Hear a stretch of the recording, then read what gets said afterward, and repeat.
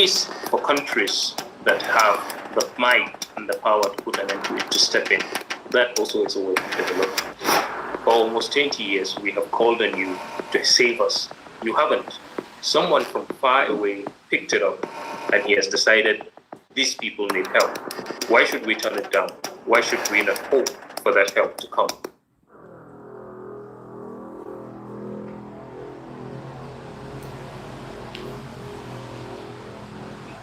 Nigeria has become sort of a country where the government finds it comfortable running the government governance by propaganda.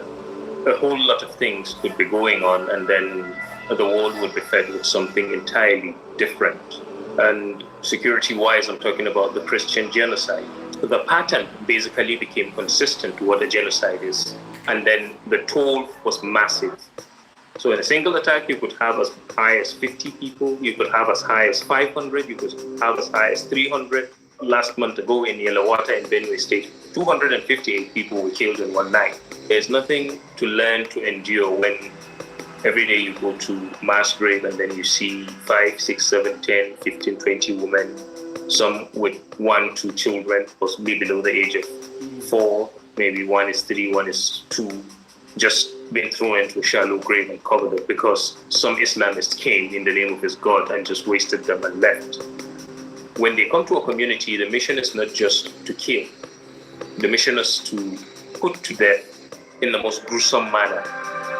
We don't want war. We don't want to kill people. We don't want to take anybody's land. The best we would do is to share the love of Christ. But we don't need to rape your wife to accept Jesus. Why should that be happening to us? We want it to stop, and we have endured it for almost 2 decades.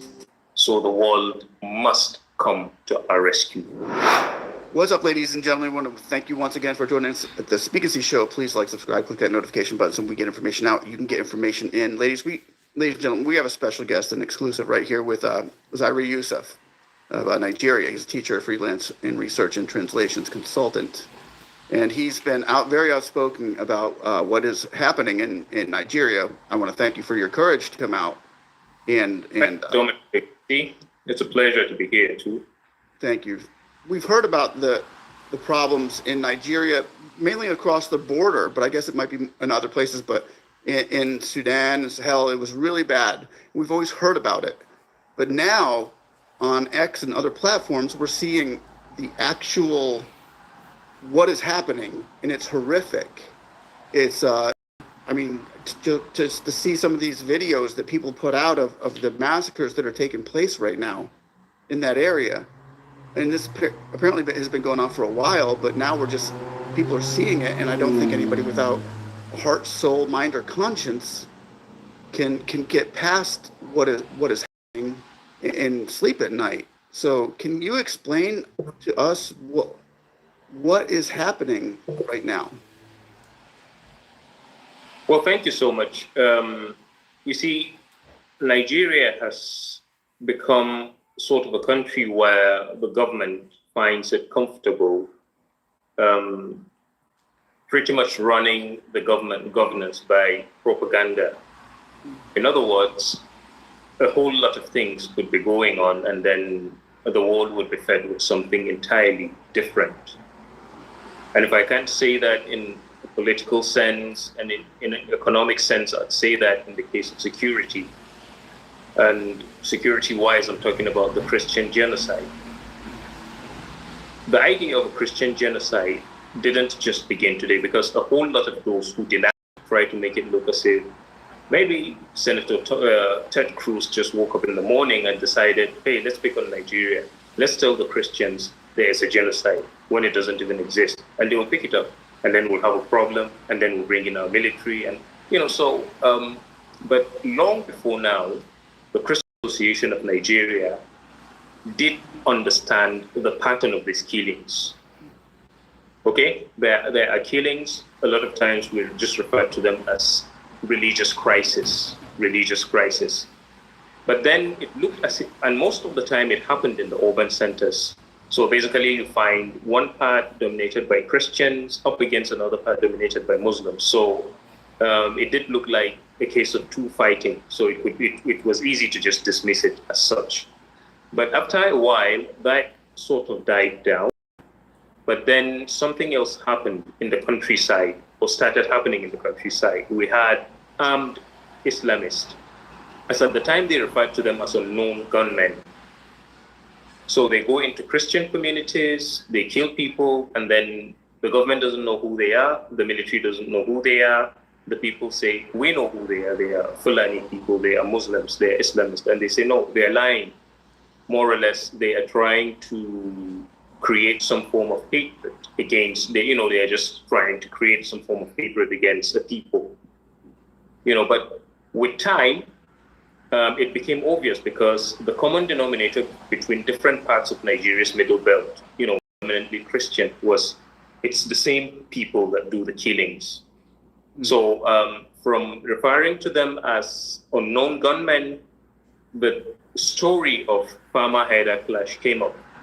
And so the people would say it's not a clash, it's just a well-armed group that comes into these communities and it kills people and it goes away. So all of the masks are filled with Christians. The damages happen to Christians. The homes are destroyed. They are of Christians. The communities deserted are Christian communities.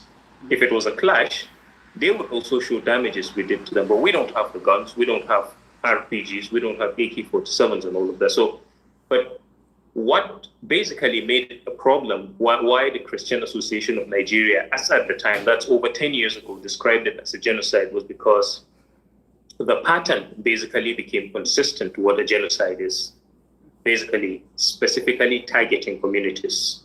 Mm-hmm. And then the toll was massive. So in a single attack, you could have as high as 50 people, you could have as high as 500, you could have as high as 300. Just what happened about last month ago in Yelawata in Benue State, 258 people were killed in one night. So you could picture a scenario where there is a country that seemed peaceful, okay? But you could actually kill 400 people in one night. And in the morning, everybody goes about their business, talking about something else. It just doesn't make sense. So it's a whole lot of mess down here. And the Christians have endured it for almost 2 decades. It's just that by some miracle, God decided that the world has chosen to now listen and to look into what's happening. And I think that's a good thing. Absolutely. And now we're seeing the live events taking place to where this isn't just something we hear about, but when it's something you see, it really hurts. I mean, it really hits you hard.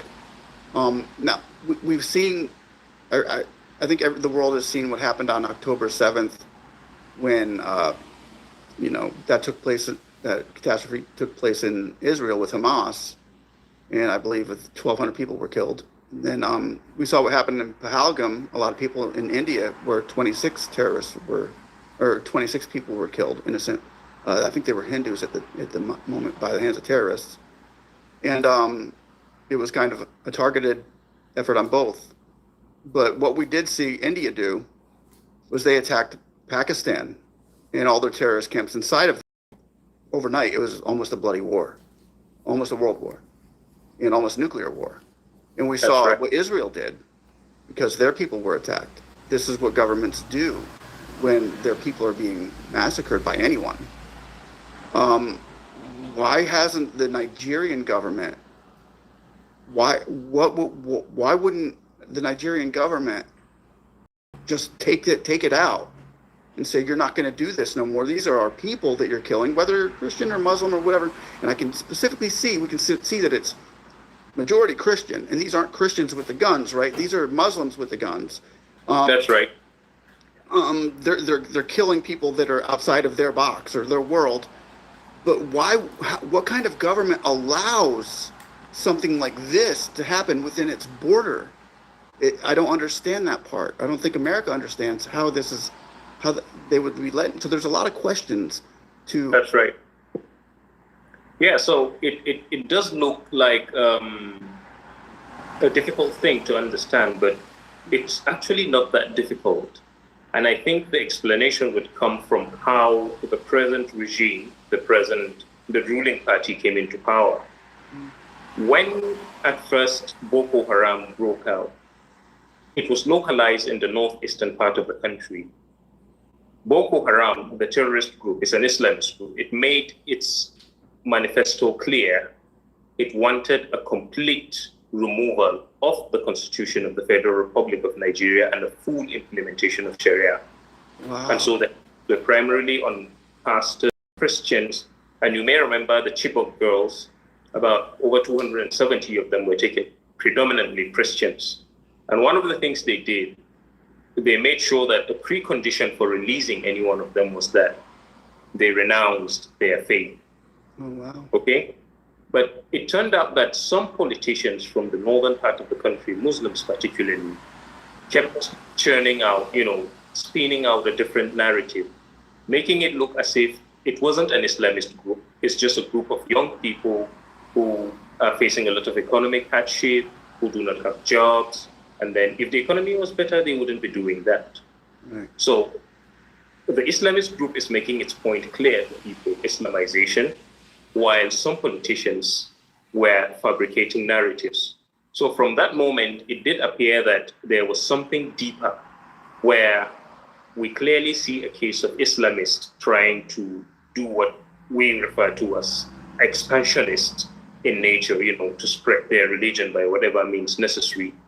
But then it turned out that some of the politicians that would have pushed for the elimination of this terrorist are spinning out a different narrative. So we came from that background.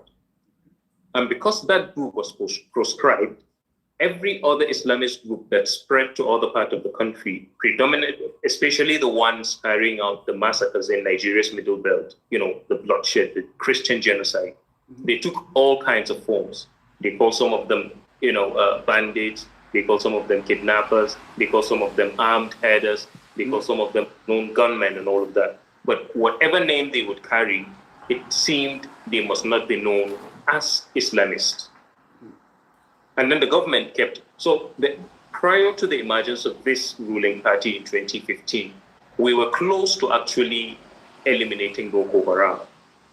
But some people believed that while they may be terrorists, because the president then was a Christian, so there was this falsehood that he is actually trying to depopulate the Muslim people by, hiding under the guise of eliminating terrorists. Right. So the war against terrorism, Boko Haram became frustrated.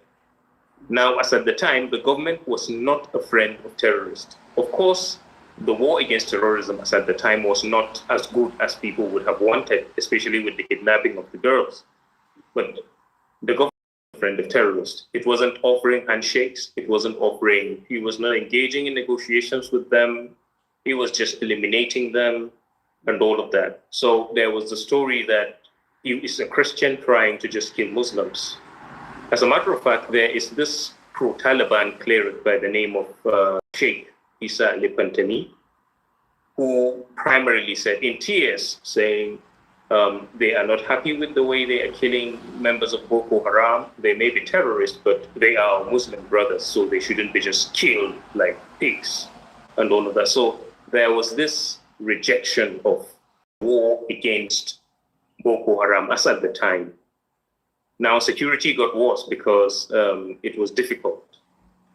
Then the ruling party was in opposition. Now, once the ruling party came into power, something drastically changed. We had tens of thousands of people in refugee camps, in IDP camps. But then the government engaged in something they called amnesty program. In other words, terrorists come out in their hundreds, and then the government takes them. The government drives around town, flies them around town in something they call de-radicalization, educating them, placing them on stipends and all of that. Now, they were enjoying all of these things while their victims were wallowing away in dehumanizing conditions in IDP camps. And so people began criticizing what was happening. But it did look as if, they are Muslim brothers at the end of the day, because the president took over power, was a Muslim, General Muhammadu Buhari. And even prior to his coming to power, he was quoted as saying, the war against Boko Haram is a war against the Muslim North. So it did appear that there was, although they recognized they were terrorists, a proscribed group, there was a sympathy they had simply because they shared a similar faith and likely the same ideology, which is the jihadist mentality or the full-scale Sharia mentality. So the APC, the ruling party, has been in government since 2015. That background of we need to compensate them, we need to de-radicalize them, we need to reintegrate them into the society and possibly put them in strategic places in our security architecture took off from that point. Now, when you have a situation where that group, either Boko Haram, either the Fulani Islamist militia, either La Kurawa, all of the new terrorist groups that sprang up, when they go to a community and kill people, what you would expect is the government to unleash its fury on them. But it looks as if, hey, let's get this Islamic cleric to go and talk to them. Let's try to know what they are doing. Like the fellow you saw me with arguing, he believes that Nigeria owes him some form of appreciation for trying to appease the terrorists. He kept using the word appease them. And someone would wonder, what are you appeasing them for? Right. You know, where are they coming from? You know, with all of those arms and all of that. So that basically is a policy of the government. So if you would ask me, I'd say to you, especially with the Islamist militia in Nigeria's Middle Belt, where the Christian genocide is taking place, it does look like the policy of the government is not to engage them with aggression, but they call it non-kinetic approach. So it does look like they would just negotiate with them and then they would see reason to stop killing Christians. So it's a government policy. That's just the best. Wow, I've never heard of a policy like that. It's not exactly written or spoken, but if for almost 2 decades, okay, for almost 2 decades, there are massive killings by an Islamist group. Mm-hmm. And it looks as if, because in the Middle Belt, we don't know the military to just go into the forest and kill them. Sure. We do know that when they kill people, they say, let's have some peace talk. So, and we've asked a number of times, when you say peace talk, when you say peace treaty, who are we having the peace with? Right. Have they agreed that they are the ones that came to our community and massacred our women? Have they accepted that they are the ones that killed our people, destroyed our crops, raped our women?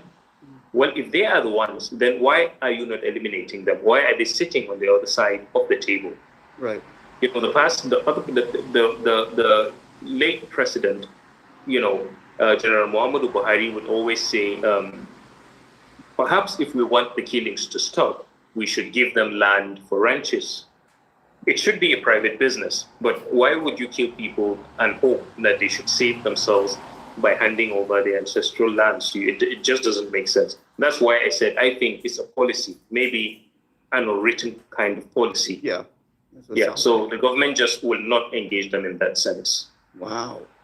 That's not what you just brought up. I mean, that's a very good point, because what we saw like in Israel, in Palestine, and then what we saw the terrorist attacks in India, now that you mention it, it's just coming to me, but they were for land grabs.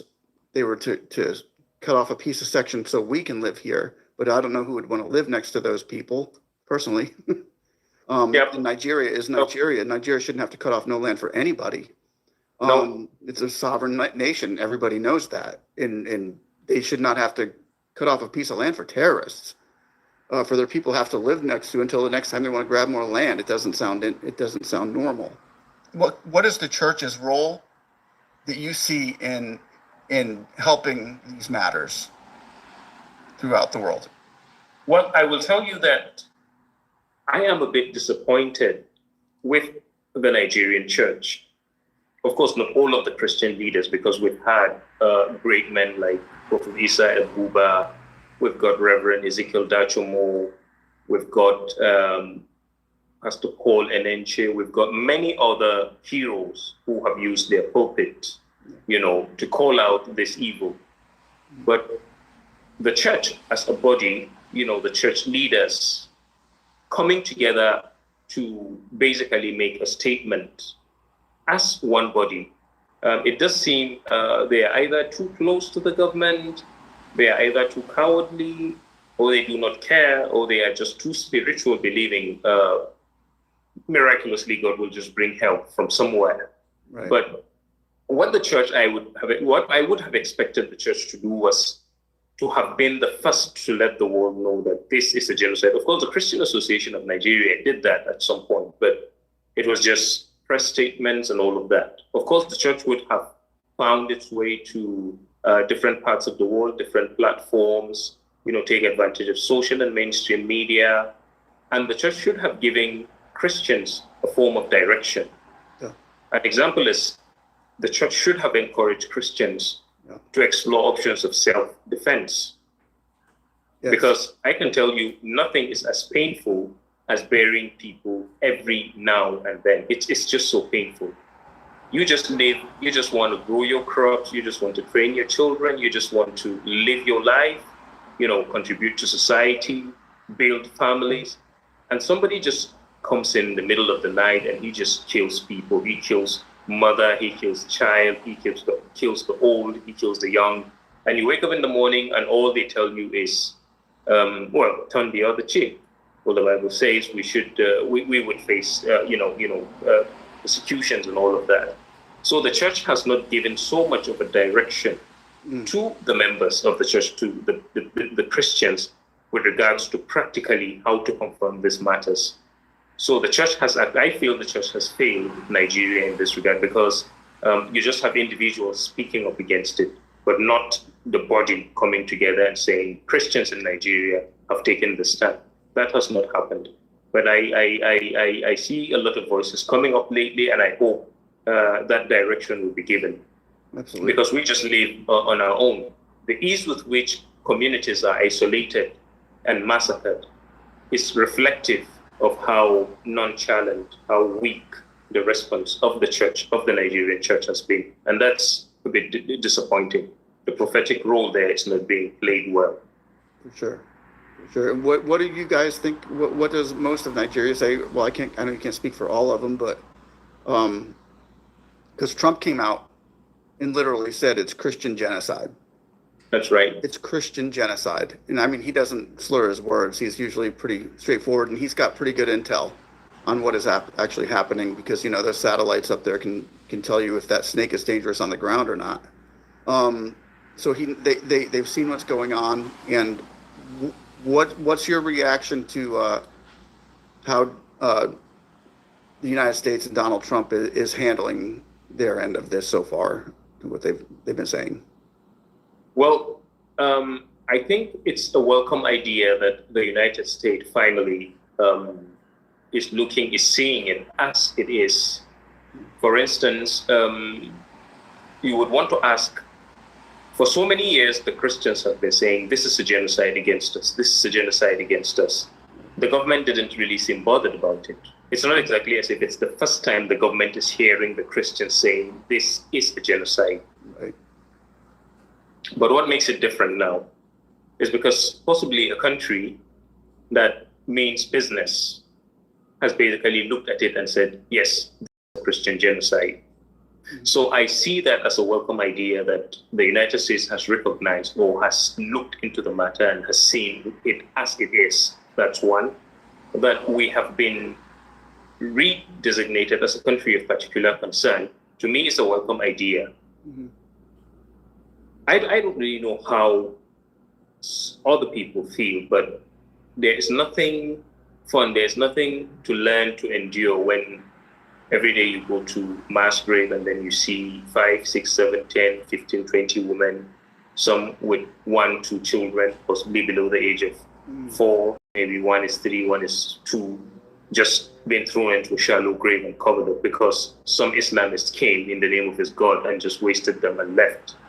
And then it happens this year, it happens another year, it happens another year. And all the government keeps telling you is some climate change induced crisis, some farmer had a clash, some mutual cycle of violence, according to one presidential aide, by criminal gangs and all of that.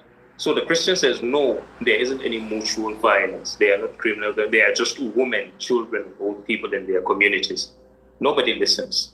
Right. But today somebody is listening. And somebody that I believe has the moral power, the wherewithal to put an end to it. You could see the ups and downs in the Nigerian government saying all kinds of things, beginning to bring out news about detenting terrorists and all of that, even though I don't believe that. But I perceive that as a welcome development. And if what it would take to bring an end to the massacre of Christians that has been on for almost 2 decades is for countries that have the might and the power to put an end to it, to step in, that also is a welcome development. Right. But I think the only option is for Nigeria to have to switch and say, all right, we are coming after not just the terrorists, but those who sponsor those terrorists.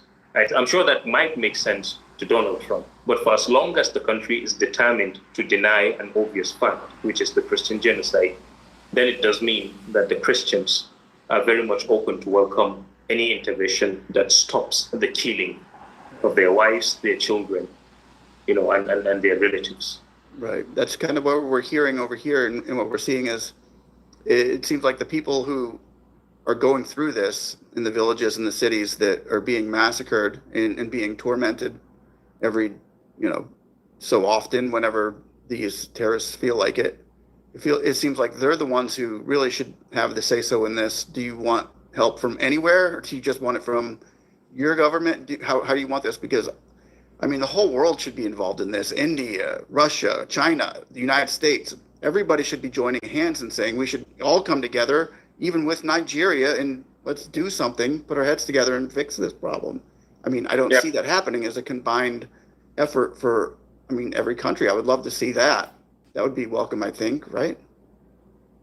Well, it's not, to be honest with you, the Christians have been quite patriotic, have been quite trusting of the Nigerian government, because I'll tell you one of the reasons why a lot of people have asked, why don't you just fight? Why don't you just defend yourselves? Why don't you just arm yourself and face these people? Mm-hmm. I think it comes from the fact that the Nigerian church, much as I feel has not done so much in that regard, but has been able to guide the Christians to look up to the government as the authority that has the responsibility of protecting lives and properties. So maybe the church or the Christians trusted the government too much, because you could not have had Christian militia groups taking out Muslims in their hundreds in their communities, shouting the name of Jesus, saying glory, hallelujah, while they're massacring them the way they shout Allahu Akbar while they're doing to Christians. And then the country will still be in peace. Right. But the Christians happen to just be like that. You find pastors who would tell you, I'm just coming back from a burial, 200 people. I'm just coming back from a burial, 30 people. And when they mount the pulpit, they don't say revenge. They don't say arm yourselves and defend yourself, because they just want to call upon the government because of that belief that the government would do it. So it's not as if the Christians have chosen to just rebel. It's more or less, for almost 20 years, we have called on you to save us. You haven't. Someone from far away picked it up, and he has decided these people need help. Why should we turn it down? Why should we not hope for that help to come? Right. And it's odd that when we're seeing these things, you've probably seen them all over X, all these videos that are just almost too unbearable to watch, that children and mothers, and infants even, what's the benefit from unaliving these? What are they going to do? If it was a battle of a military versus military, I get it, where they come together and they clash over certain ideologies being wrong or different. But to go in and just like families, that it would have, what does it benefit Boko Haram or is ISWAP what does it benefit them to kill innocent children? At some point, I used to think perhaps it's a ritual. I used to think that maybe it's a ritual, and then when they come to people, what they do to pregnant women, there have been women whose bellies have been ripped open. I need to do that. So it looked as if maybe it's a ritual. So when we go to kill, let's make sure we do this to one woman or two women or three women and all of that. But what I've come to understand as I interface with communities, meet survivors, and all of that, it does seem that it's a strategy that they have. When they come to a community, the mission is not just to kill. The mission is to put to death in the most gruesome manner. Yeah. So when the story goes out, you hear how, for instance, in Yelawata in Benue State, I visited that location after the attack. I saw a room that was broken, and you might have seen the picture, but there was a woman with a baby, nursing baby, and then two other kids. And they just sprayed bullets on them. I think they didn't even wake up from their sleep. They just killed them. Mm. Okay. Now these are just civilians. This is an agrarian community. They are. Why would you do that to a woman? Right. So I think they do that to send a clear signal that in the course of pursuing their ideology, they are willing to do all kinds of evil. So it's a way of striking fear into the next community. Mm. So more like you just live with that fear. You just live in dread. And once they show up, your best option is to either run away or you let them kill you. And I must tell you, they are so cowardly because their warfare so far has not been confrontational. They lurk around in the night. People are asleep. They study the communities. They know, okay, they don't have any resistance. It's a soft target. And they come in. They keep calling the name of their God. They keep killing whoever they find. They keep using machetes to open people's skulls, to do all kinds of evil, and then they take their leave. Wow. Okay? So it's just, I think it's satanic. Yeah. But the spirit they carry, perhaps it's a doctrine they maintain, because I don't know, even in a normal warfare between two militaries, there might be a measure of mercy you would have if possibly you just met 10 women carrying guns. You might want to say, okay, let's scare them and take up the guns and possibly lock them up or something. But you shoot a mother in her sleep, a nursing child in his sleep, kids in their sleep, and you believe you are worshiping God. It's insane. It's mental. It's mental. Yeah, it's a mental illness. But they believe they're doing something. It's crazy. Yeah, and then you sit on TV with a sheikh who says to you, we need to go and appease them. We need to go ask them what they need. We need to put them on stipends. We need to de-radicalize them. And we need to recruit them into our security architecture. So that repentance thing is a real, actually, I thought that was conspiracy theory or fake news thing. Oh, no. That's real? Oh, no. They, I think a couple of weeks ago, hundreds of them graduated from that de-radicalization program. That's what they call it. But I've always asked, a satanic ideology like what these people carry, these extremists carry, do people actually heal from it? Unless, of course, somebody gives his life to Jesus on his own, but the fact that he hands you over his gun and he tells you, I'm no longer a terrorist. I don't want to kill Christians anymore. I don't see them as infidels that we should annihilate. Well, fine. Why do you need him in the military? Why do you need him in the intelligence unit? Why do you need him anywhere close to where strategic decisions are taken? All in the name of saying, well, he's been there before. Now he's here. He will help us deal with them better. I think it's just a way of sabotaging, infiltrating, our security agencies. That's all. Yeah, when you look at those pictures, say that you're bringing a person in, they would be bringing a person in who has done this slaughtering of a family to say, oh, I'm sorry, I've changed my ways and I'm not going to do it anymore. But Oh yeah, in some parts they said they swore by the Quran that they wouldn't do it again. So I mean, a whole lot doesn't just make sense, and that's the reason why when you asked why is the Nigerian government not just killing these people, Right. I personally felt at some point failure, weakness, and then later I thought the government might be compromised, but it does look more like a case of complicity than compromise. Because what does it take to kill a terrorist? If you can't kill the terrorist, why should you sympathize with him? How do you get in touch with them and to have hundreds of them coming to repent, and you create programs to de-radicalize them, to do all kinds of things? It just doesn't add up. It doesn't. Honest, as a Christian, I must tell you, I'm just frustrated. I don't know what to think. I don't understand why the government is doing what it's doing. Well, not that I don't understand, but I mean, what is the fun in why how comfortable would anybody be, even if it was your enemies dying in hundreds for 5, 6, 7, 10, 15 years, and then you keep trying to make peace with the people killing them. Right. And it's not exactly as if they are going to stop anytime soon. Yeah. And if it was, if I was in the military and I had somebody like that standing next to me and we went into battle against these people, I don't know how safe I would feel with the group of people next to me who've repented for being on the other side.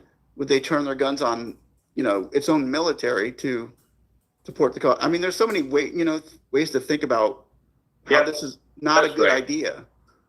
Yes, but that's why I said, looking at what's happening, it's logical to suspect that possibly long before now, such radicals, such extremists have already been planted in the military. And that may account to why, even if the military would genuinely or sincerely want to engage them, there would always be some form of sabotage along the line. So it's a force that even the masses can't really trust so much. Okay? So it's so difficult. A whole lot has been messed up. The normal trust that should exist between people and the security forces that should protect them is not there anymore. Right. I mean, they should be putting up walls or something to keep these people out. I think the whole world right now is really, it's got people confused of, maybe if they had a Netanyahu in there, it would be a different story, because most country leaders will act, even Modi of India, they acted a different way when their people were treated like this. It's just weird how the government there isn't doing anything, but I hope they can get their act together. I really do. Wherever the seed of Islamism is sown, follows with a whole lot of bloodshed. Mm-hmm. So the best thing is don't allow it to just fall to the ground. Otherwise, everything is bloodshed. Yeah. It doesn't matter how long it takes. They would always get there. Yeah, and it starts with complacency, I guess. Complacency over... Yeah, that's right. Step by seed time and harvest, Mm-hmm. It's all seed time and harvest, and they've planted the seeds. Now even we can see it in America, the same thing that's happening with Nigeria right now. Oh, yeah. It's getting there. I mean, honestly. Yeah. And why I'm concerned, sorry, maybe that's in the conversation, but why I'm a bit concerned with America, if you listen to our interview with the Sheikh, you might have heard him make reference to New York. Yes. Mm-hmm. And in solidarity to, is it the mayor you call him or whatsoever? Mm-hmm. He had a problem with Donald Trump, saying he's an immoral man, blah, blah, blah. And simply because a Muslim became mayor in New York, Donald Trump is threatening him. And so he also said he believes, not in the interview we had, but he believes that one day a Muslim will be the president of the US, or Muslim will be in the White House and all of that. So that is a lot of concern for me, because if people we see as extremists, people who sympathize with terrorists, people who speak on behalf of terrorists, begin to feel a sense of solidarity with any political leader in the United States, someone who has won an election. I think it's a sound note of warning for Americans. Yeah, I agree. I think that mayor election was a sound note of warning for the United States, and I don't know how that's going to turn out. I just got to pray for those people. I don't understand how they made that decision, and I think he was actually part of the Muslim Brotherhood. Honestly, I think he's got ties into the Muslim Brotherhood. That's a whole other story too. And I don't know if have you heard about Dearborn, Florida? Sorry, not Dearborn, Minnesota. It's a whole city. It's a whole city in the United States now that is 90% Muslim, and they've taken over the city. Yeah, they've taken over the whole city. They have speakers going on like once every hour with Muslim prayers of faith, and all the city commissioners and everybody is Muslim, and they've taken it over, and so that was kind of like a big step towards that. And they all got put in there when Obama got here. He shipped about 60,000 of them over to start it, but now it's fluctuated, and America's got its own issues with this. So we're kind of we're seeing what's going on around the world, and especially in Nigeria, when it takes full root.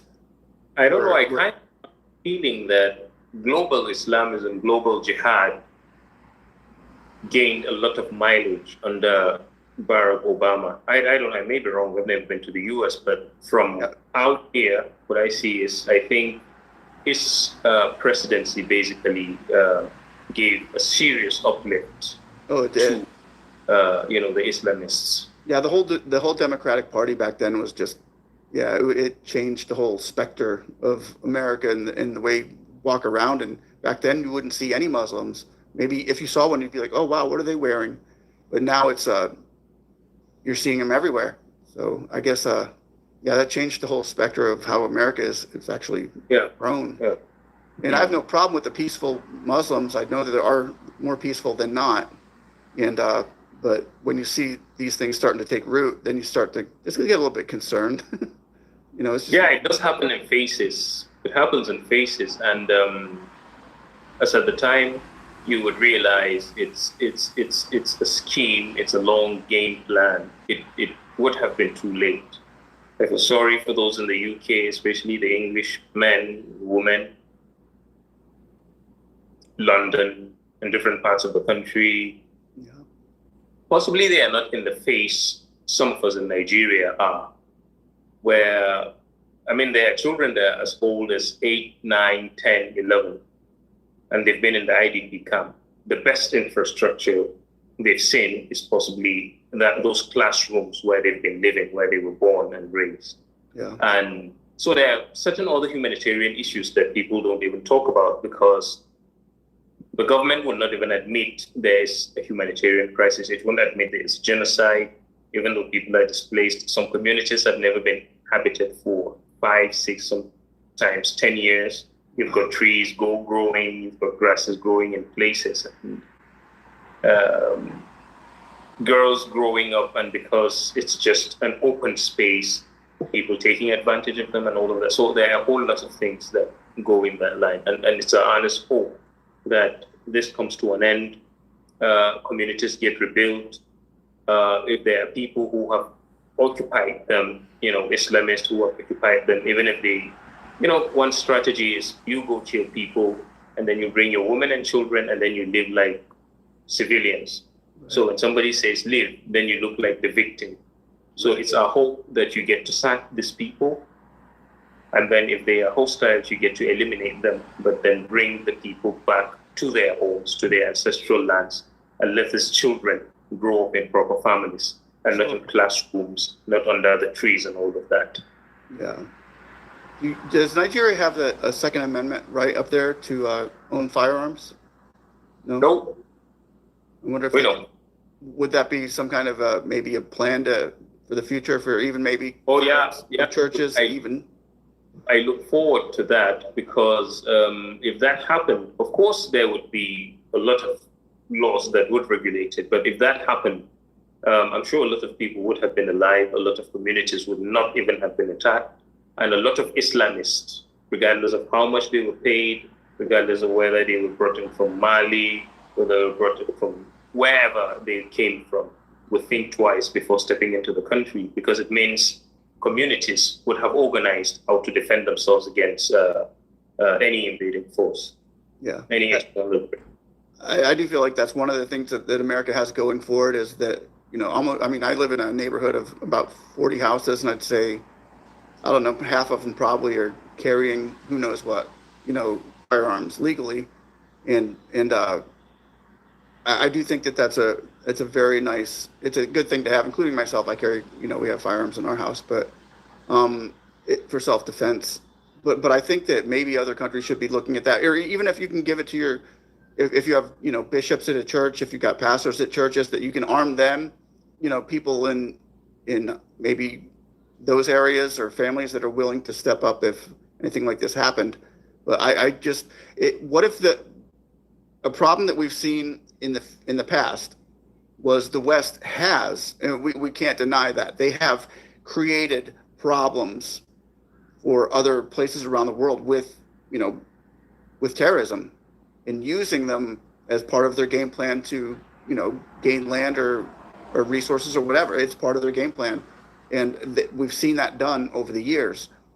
But when we've seen missionaries and sometimes Christians bring these type of resources to other Christians in countries, like, oh, here's a drone and here's a bulletproof vest, or here's this and that, then they get labeled as the Westerners, CIA, that are trying to, cause friction.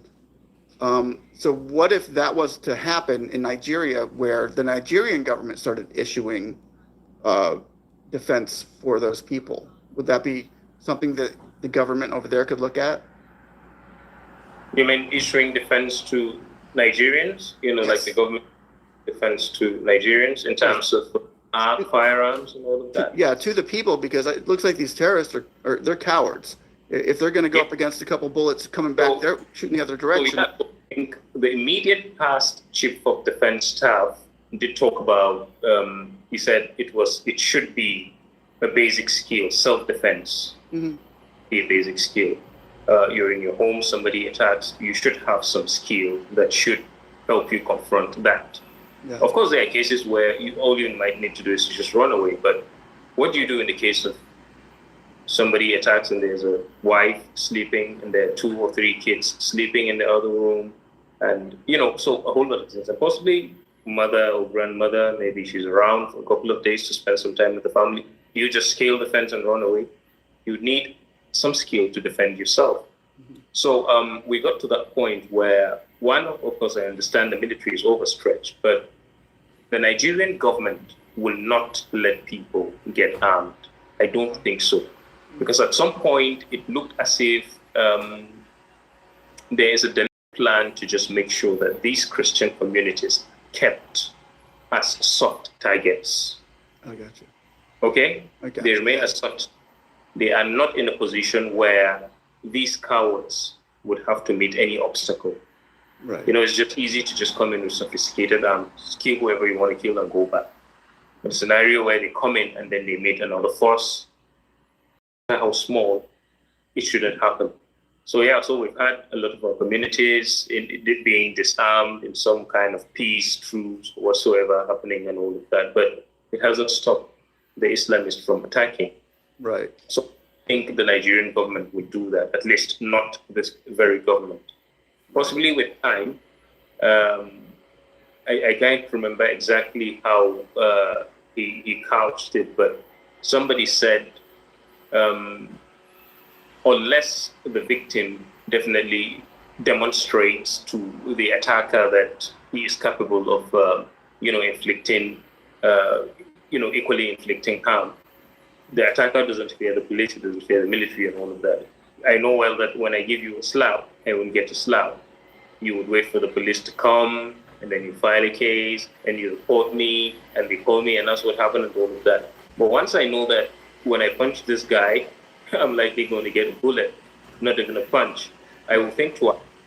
Okay? So I believe in that. I believe that at some point the victims will have to be allowed to demonstrate that they are human, and like every living species, once their existence is under threat, they would resort to self-defense. Right. In you mentioned earlier about Boko Haram and ISWAP, and now we're hearing about the Fulani herdsmen, and you said there's others. I mean, these terrorist organizations keep popping. It's like they keep popping up. You hear one, then another one pops up. How many organizations do you think there are? How many? Well, but Boko Haram started first.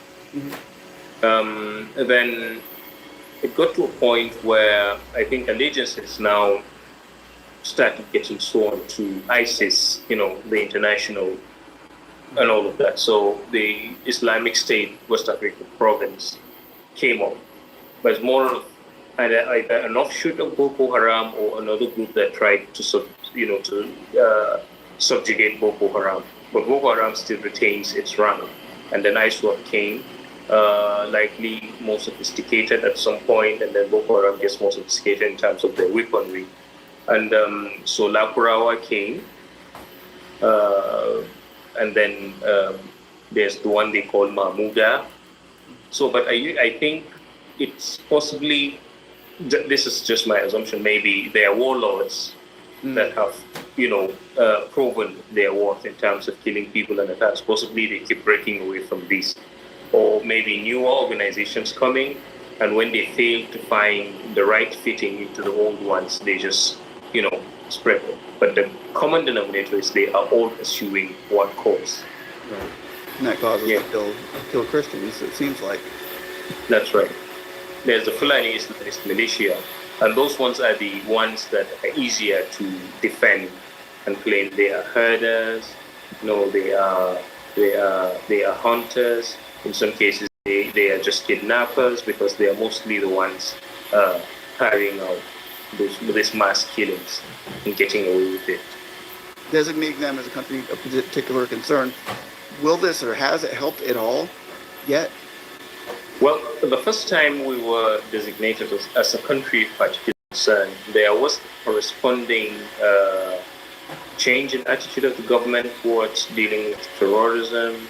There was also a reduction in, the number of attacks and all of that, because it did look as if, okay, somebody is looking.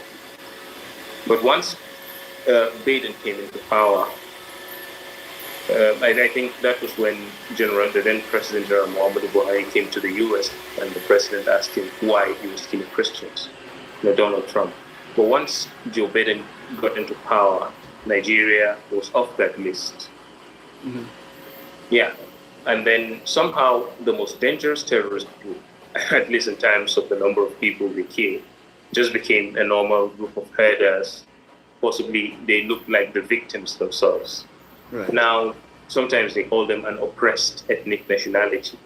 Okay? That there's climate change and they don't know where to feed their cattle, and they travel around, and then hostile communities attack them, and they just need to defend themselves in some ways. But it turns out they are the ones with the AK-47, they are the ones with the RPGs, they are the ones with the, sophisticated arms. And then the hostile communities are the ones that are the soft target. So some things don't add up. So yeah, it helped then. But once Nigeria was off the list, it changed. In the killings, that was when we kept crying. We said, okay, this has taken a genocidal dimension.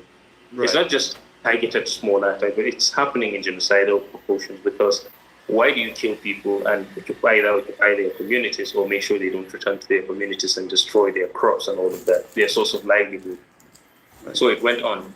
But I think coming back, being redesignated as a country of particular concern would help, because I'm thinking it will change how brazen the sympathy the government has for this terrorist.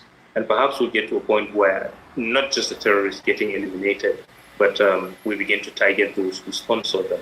Because whatever you do with them now, when the dust settles, the people running the show would kick off from wherever they stopped. Right. So I hope to see that happening. But it's a good thing, actually, I'd say.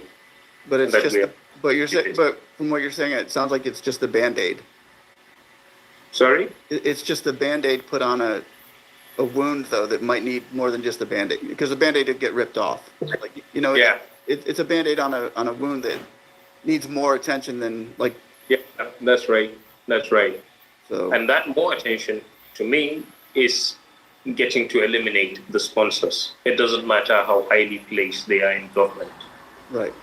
Right. Yeah. Finding them and just, finding these people. Yeah. Getting rid of their, I guess if you get rid of their money, you got them. Yep. Get rid of their money. And, well, they don't have so much to contribute to humanity, frankly speaking, other than arming people to kill others in hundreds. So it's all right to let them join the rest, you know. Well, all I would say from here, I guess, is like to have the church pray for these people in Nigeria that are going through this, and that their help comes soon. Because every day, it seems like every day that this goes on, it just gets worse. And, you know, I just hope to see some action. Well, just, you know, something came to my mind. You were saying something at some point where there are some people, I think, the idea of Pan-Africanism messed it up. And you might or might not have heard a lot of people saying, no, be careful with the Americans.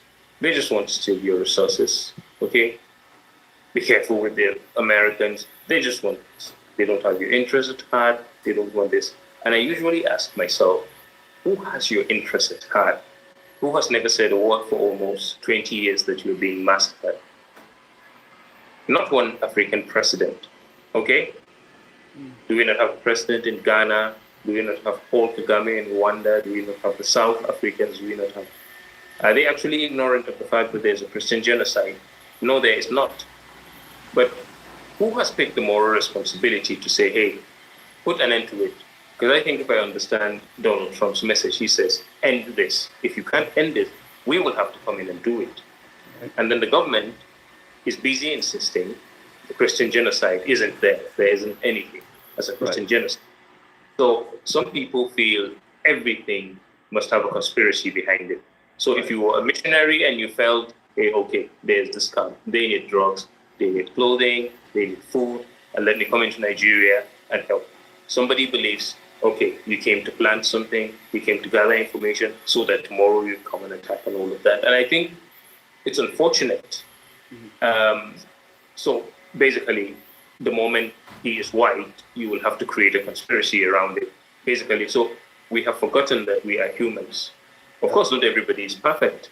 And usually I've always asked, America is not perfect morally, but what would you say of a country where a genocide is going on, and then the sitting government, a genocide of the citizens of that country is happening, and the sitting government of that country is denying it?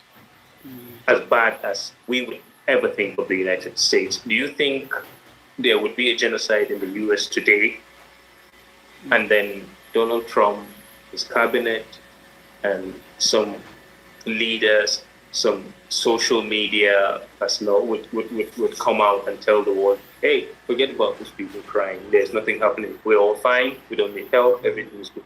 Would the Americans actually do that? No. You know, bad as we would think of them. Yeah, but then we are under a regime that is denying an obvious fact. Right.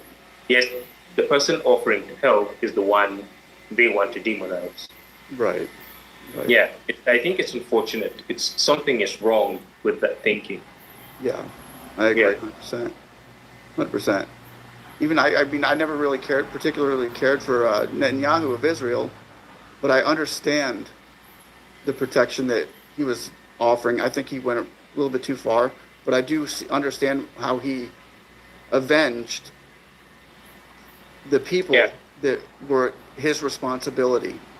That's right. When somebody is killed like that or brutally attacked and innocent people, but the way he avenged it, the way he was like, okay, this is never happening again. I will destroy the world if I have to, for these 1,200 people that suffered like they did, that were under my watch. Because I feel like even Tinubu where's that heart of Tinubu saying, these people will not die under my watch. These people are not, nobody's going to come into my country and kill my citizens like this, especially. We're seeing it. He's got to have seen it. it, Yeah. without putting your foot down, saying no more. Yeah. That's No right. more. Yeah. No You're more. all dead. Pretty much like what the US did after 9/11. Yeah. So, I think it's a double Went sword. nuts. It's a double sword. On one edge, it tells the enemy, no, you don't get to do this and get away with it. So you won't try it again. And it tells the citizens, the people you are leading, that I could turn the whole world upside down to protect you. So it builds trust. It boosts your sense of patriotism. You are proud to belong to such a country.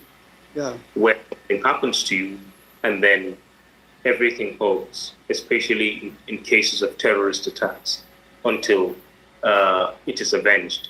But a scenario where I'm no longer in my home, I'm in an IDP camp, and if I have access to TV or a phone, I see a general, I see a government official shaking hands with the people who chased me out of my home because they have repented of their sins.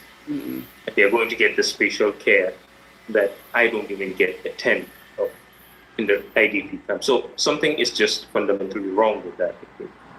Yeah, it vary because we know that in the we go to a court of government in a sovereign country. Usually, you'll see a judge who say has a murderer on trial. A murderer is on trial, right? And the judge isn't opening up the Bible to pass this guy's law down. He's opening up the statute that they created for all religions and saying, okay, this is the mandatory law for what you did. You can repent. If you repent about it, you're going to accept repentance and say, I'm guilty. I repent. Do what you must. You know, I can't believe I did such a thing. But a judge isn't going to open up the Bible or a Quran and say, okay, well, we're going to offer you repentance today. That's, I just don't get that as far as the government doing that over there. Sounds like that's what they're doing. Yep. Law like, yeah, I remember they said they swore by the Quran to no longer do what they're going to do, and that's fine. So I don't believe in the Quran as a Christian. What am I supposed to do? If I was in the military, because he swore by the Quran to not do what he was doing, we go out together. Or if I was in a community, you settle them there. If I was in an office, you employ him because he swore by the Quran. A man I know to rape women, to kill people, to hate idols. Right. So lots of things don't add up. Nope.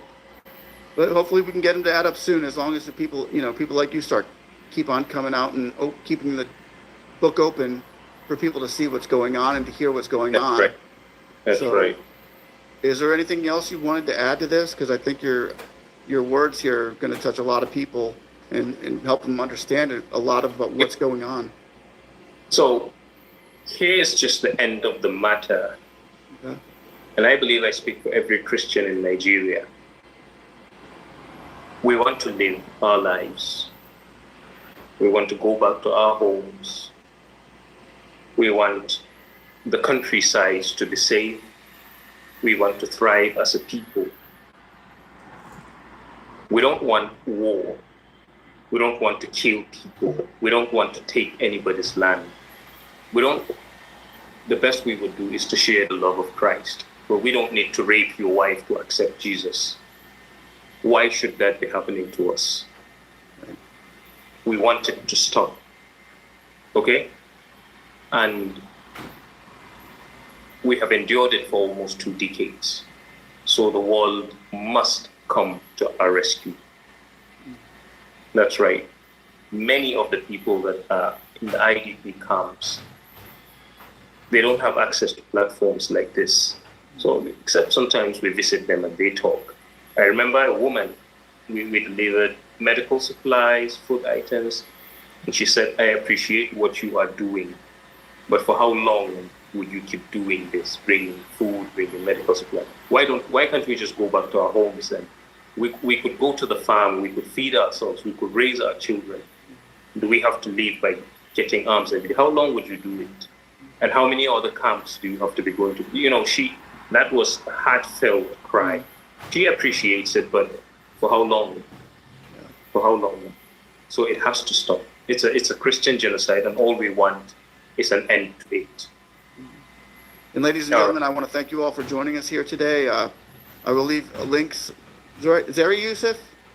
That's right. Zari Yusuf? If I could, I'll leave all the links below, and you'll see them I'm sure you see them below them right now as you're going to be watching this, but all the links are as well down below. So you can go click on him, you can go follow him, and he will keep you up to date on what is actually happening in Nigeria. He's the boots on the ground over there kind of guy, and we really want to appreciate you and say thank you for everything that you're doing. We see it over here in the United States, and I'm sure your fellow brothers and sisters in Nigeria see this as well. And I just want to say thank you, sir, for stepping out, and it was courageous of you to do this today, and we are blessed to have somebody like you on our show. Thank you. All right. Thank you so much.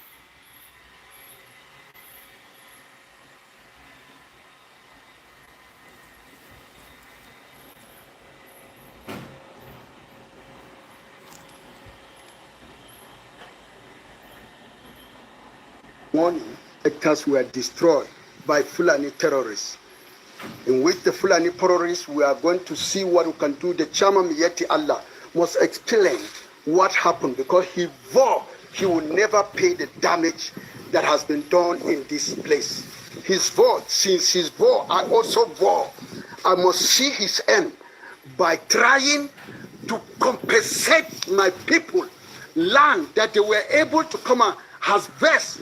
Look at the destruction, the break, they harvest the maize and give it to their cows. Their cows slept on this on this farm yesterday throughout in the morning, and even our people in this village were able to cut the cow, but the security released that cow to them. They caught about 100 and something cows. Is it 49? 100 how many cows? Kuzona mana. What make a damu kune? Muna nang 100 now. And 49 cows were arrested on this field. And the security have released those cows to them. And the Miyati Allah, the chairman Miyati Allah, vowed he will never pay anything. And if this is what is all about, then we are in trouble. We are in trouble, which means war has been declared, and they are aware of what is happening. When we say we don't have anybody that can stand for us, but we have to speak. We have to speak, and speak for the sake of this land. I will summon Miyati Allah in our sector 4. They should look for him, the chairman, because he has vowed before the villagers. What happened?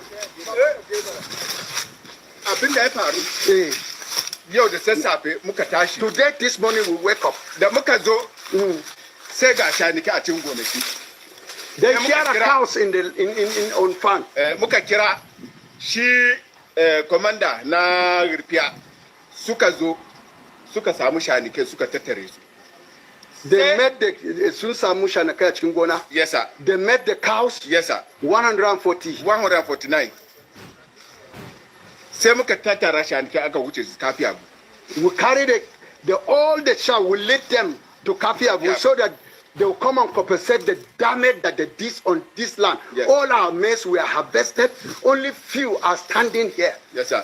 Sannan kuma sun je ce mana shanu guda ɗaya ne yayi barnan, ba duka shaniken bane. Wai wanda su yi barnan daban ne, ba su bane. Kuma mu har ga Allah wayannan shaniken ne, because tun karfe 5 yaran suna ta monitor nasu, because mun gan watakila suna da bindiga a cikin su. Mun zo kusa, they have guns. Za su harbe mu watakila. Maybe. Yes, sir. Okay. Watakila suna da bindiga. So fear, so maybe they have guns. They are looking for the people to come close. Exactly. Sai da gari ya waye sai mun kira Ripiya. We call Ripiya command. Yes, sir. Sai suka respond. Suka zo muka same su. Thank you, Ripiya. May God bless the commander that is there in Ripiya. Yes, sir. The she commander na Kura. Gabaki daya baya son munamuna. We thank the commander of Kura. Yes, sir. He doesn't want injustice at all. Baya to injustice. Gashi yanzu ya ce wasu zo gambar nan sun ki zuwa. They told them to come and see the damage, and they refused to come. Yes, sir. They refused. Sannan kuma ga atarku a kasa. Duk an shiga lalata da shi. Let us go to see the pepper that they have destroyed. I don't care whether I am dirty my clothes. I don't care. Look at how they cut this one and they brought it down yesterday night. You see,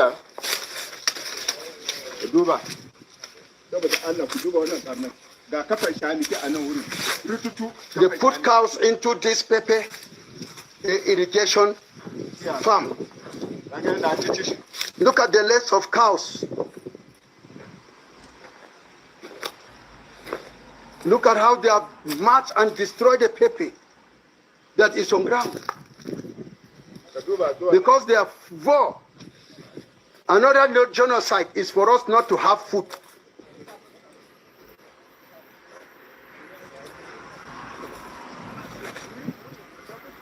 I would like the chairman, Miyeti Allah. What is his name? Hey! The chairman of the Society Allah. Tambari. Oh, is his name. Tambari will appear, will meet together. Tambari zaka san waye ne izika dace mu. Mun yi karo da kai a sector. So munafurcin da na gaya maka kun yi a sector. Wanda kuna da karya to yau Allah idan na da rai sai ka biya barnan da ka yi a gonan nan. Sai da ba Yesu da ke bi ba. I will make sure you pay the damage. Aina?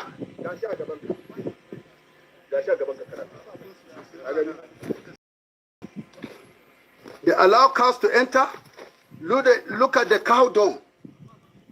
It's here.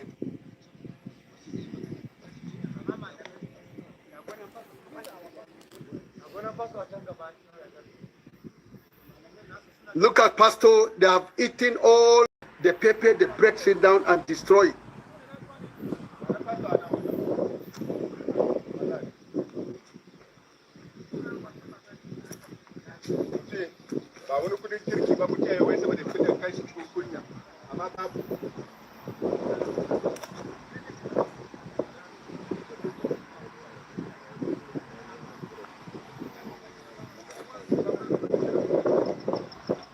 Locally came.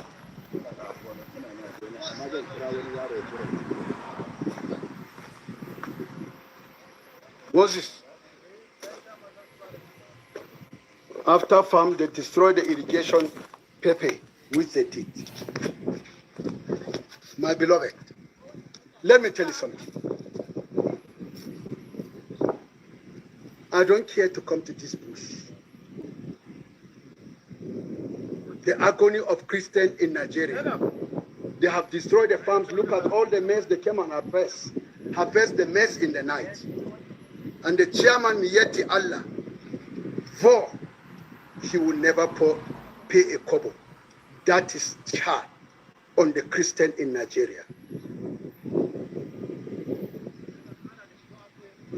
And if the security will keep quiet on this man, when we met at the command, I told them the former Miyeti Allah chairman of Barkiladi, this man has helped a lot by stopping decision. But the former chairman of the Miyeti Allah was killed.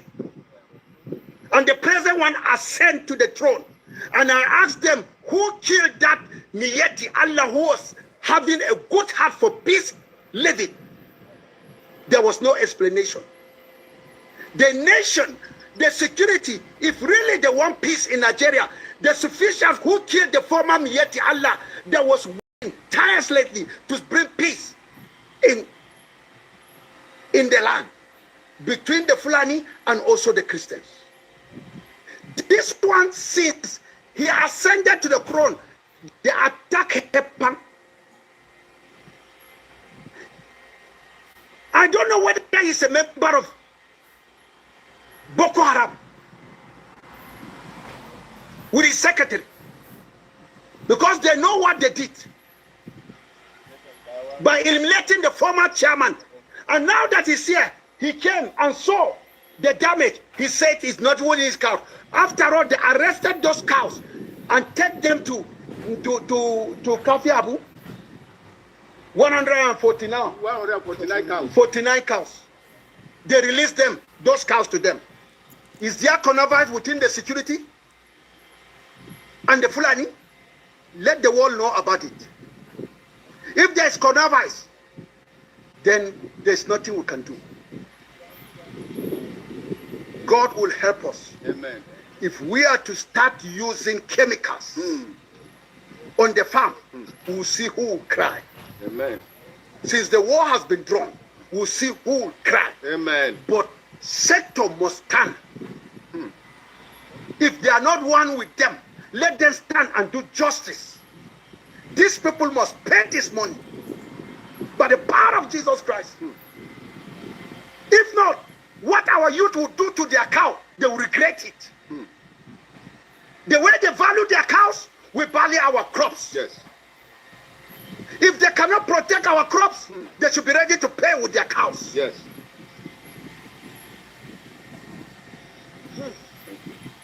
Please, I hate that. But the humiliation is too much. We Christians, can't we rest in Nigeria? How long shall they continue to molest us, to rape our women, to destroy our crops, and follow us into villages and kill us again, and end up saying, "Oh, genocide, what source of Nigeria are we?" God avenge us. Amen. Will stand for us.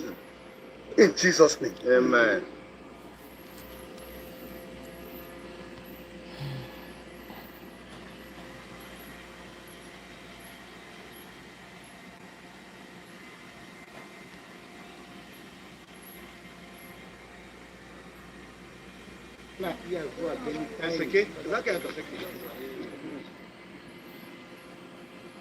Trump continues to ramp up calls for Nigeria to do more to protect Christians in that country. Let's take a closer look at the roots of religious tension there. The country is split into three sections, the north largely Muslim and at least partially governed by Sharia law. The middle belt, which is mixed, and the heavily Christian south. Much of the violence against Christians that we've been hearing about takes place in the northeast region of the country at the hands of jihadist groups like Boko Haram, as well as Fulani militias in the central belt and elsewhere. According to the International Society for Civil Liberties and the Rule of Law, more than 7,000 Christians have been killed in Nigeria this year alone. Some 125,000 in the last 16 years, and more than 19,000 churches burned. So let's bring in Congressman Riley Moore, one of the first lawmakers to bring this to national attention. Good to have you on Fox News Sunday. Shannon, thanks for having me on. So I know the president has you and Congressman Tom Cole to look into this. Can you tell us anything about how you'll investigate and what options you may give to the president, or what plans he should have for handling this? Yes, we've already started that investigation, and it's the House Appropriations Committee, and we're working with the other relevant stakeholders in Congress, including the House Foreign Affairs Committee, also working with leadership and their staff as well, to present findings to the president here as soon as we can. And once we have some real ground truth from our perspective, obviously we've been working with the State Department, the NSC as well, and the White House staff, and we're in constant coordination and communication on this issue, but we're going to get to the bottom of this. And obviously the map that you just showed really highlights the tragedy that's going on there, how horrific this is, these killings of these Christians, our brothers and sisters in Christ.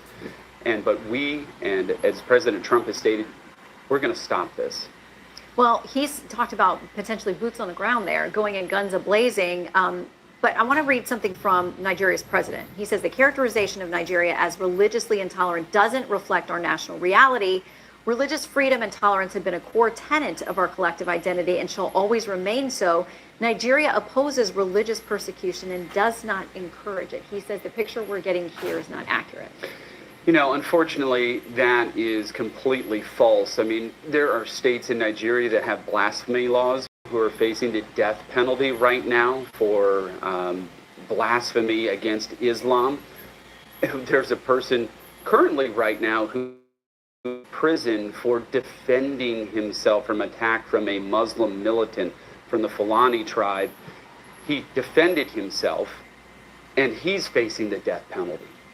So, no, there is serious persecution happening in Nigeria. I know the president, Tinubu, is in a difficult position in trying to protect his interests there in that country, but they are complicit in this to one degree or another with statements like this. So the New York Times says it's not just Christians. They say attacks on Muslims in the country often receive far less attention within Nigeria and globally, even though they have also been killed by the tens of thousands, with groups like Boko Haram preying on Muslim communities. So is it fair to say that there are other religious minorities, depending on which section of the country, and you're a minority in that particular section of the country, that they are at threat? Muslims that are being killed here, but the deaths that we have been able to garner from the facts on the ground, it's 5-1. 5-1 Christians versus other minorities, other religious affiliations in that country. Now, there are Shia Muslims there. These terrorists are Sunnis, Salafists, who are doing these attacks. So, of course, the Shias are going to also be targeted in this, but it is 5-1 Christians who are being killed in Nigeria. What can the U.S. do quickly? What should we do? Do we have a role in something that seems to be an internal dispute in a different sovereign country? I think we absolutely do. Look, we're a Christian nation and a nation that believes in values and virtues of standing up for people who are being persecuted. That designation the president just did, a country of particular concern, unlocks 15 different levers that the president can use against that country, sanctions being one of them, withholding development dollars, restricting financing from international institutions. So there's a lot that could be done there, but the president has put all options on the table, including military kinetic action. Okay, please keep us updated. We appreciate it as you get to the details on this. Thanks.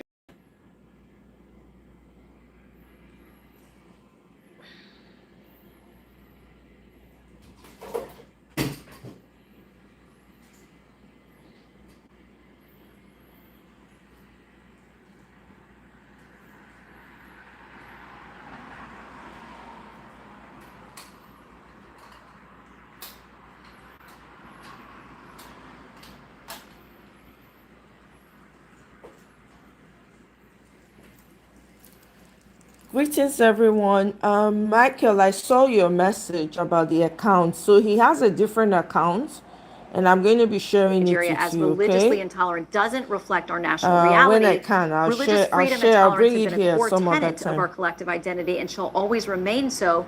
Nigeria G. opposes Simon, religious welcome. persecution and does not encourage it. He says the picture we're getting here is not accurate.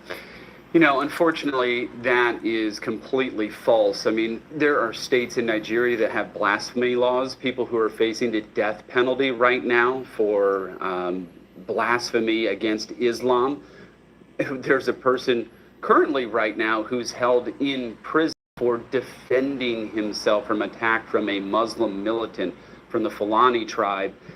He defended himself, and he's facing the death penalty. So, no, there's serious persecution happening in Nigeria. I know the president, Tinubu, is in a difficult position in trying to protect his interests there in that country, but they are complicit in this to one degree or another with statements like this.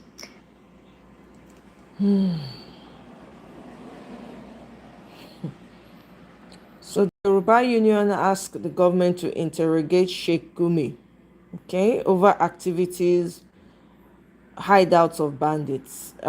So what I've noticed lately is that the Islamist terrorists, they have been, do you know that they've been unaliving the Yoruba Muslims in and the like and around, and then of course, you know, people that are non-Muslims. I hope you guys are aware. So this thing will touch everybody.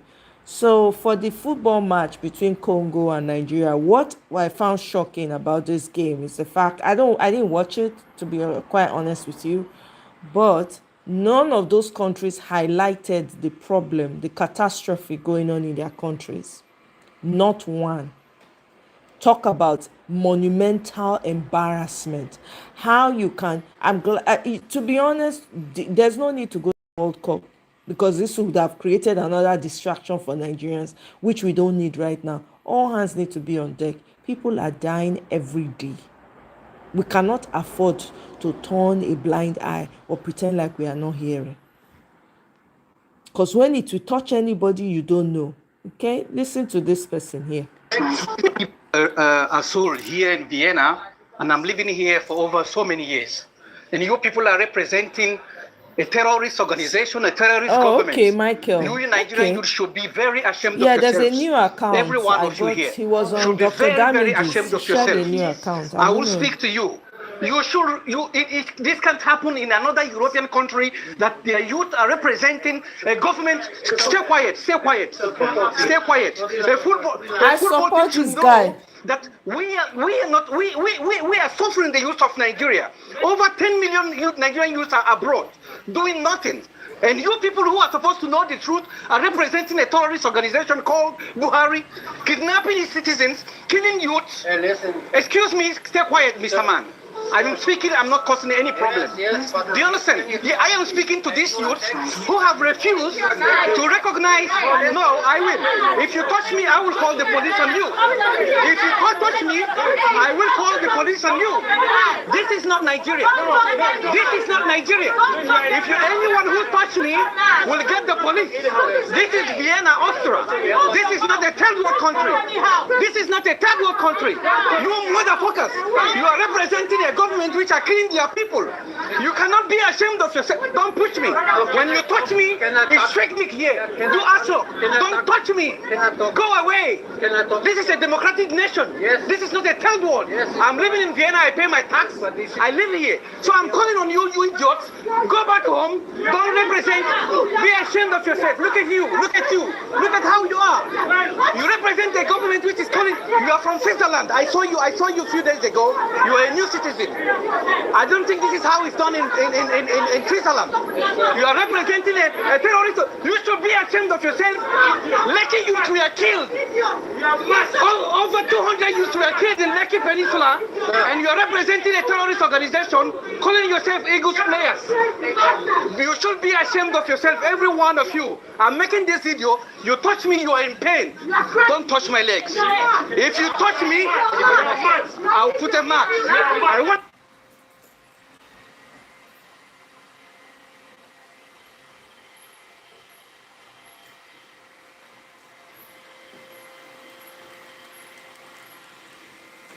You can hear, I sort of completely agree with this guy. I was waiting to hear that the people that went to play represent Nigeria had like a banner or even write on their t-shirt. How complex, how I don't care attitude, disconnection. How you are on a world stage, you've been given the opportunity to really present and show the world, not one player. Omo, we have a problem. Oh, insensitivity at the highest level.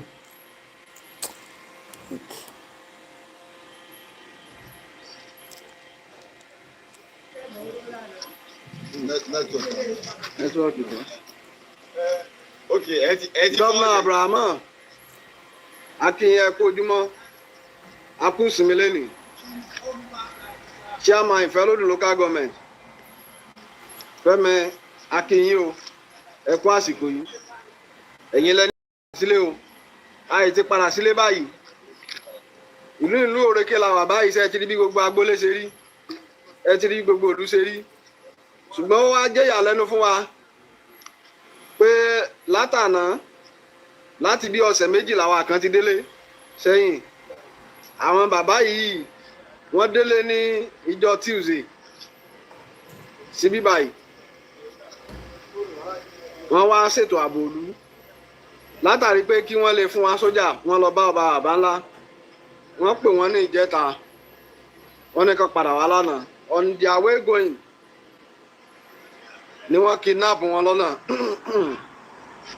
Chief Yaya Mọ́jọ́ bàjẹ́ owó labí pẹ̀lú bàbá ọjà Yaya Olóníyì tí wọ́n kidnap wọn. Ṣé ti wá rí pé ẹ̀yin lẹ́sìn pariwo pé kí a padà sílé? A padà sílé. Wọ́n kidnap wa lọ́nà ní ojú ọ̀nà ni wọ́n ti lọ ń sọ wa tí wọ́n ti ń kidnap wa o. Ṣé ti rí bí gbogbo ìlú ṣe rí? Àwọn padà sílé tán wọ́n gbé wa lọ́kọ̀ọ̀kan. Wọn àjà nísinmi. Ẹ̀yin sì lẹ́lẹ́ bọ́ǹbù wọn. Ẹlẹ́ ti kó sójà wá. A ní police division. Kò sọ ọlọ́pàá ń bẹ̀. Sójà wa bàbá ńlá enough sójà. Wọn àdóòrèké lẹ́yìn ká pàtrò wa kán dẹ̀ padà. Wọn wọgbó.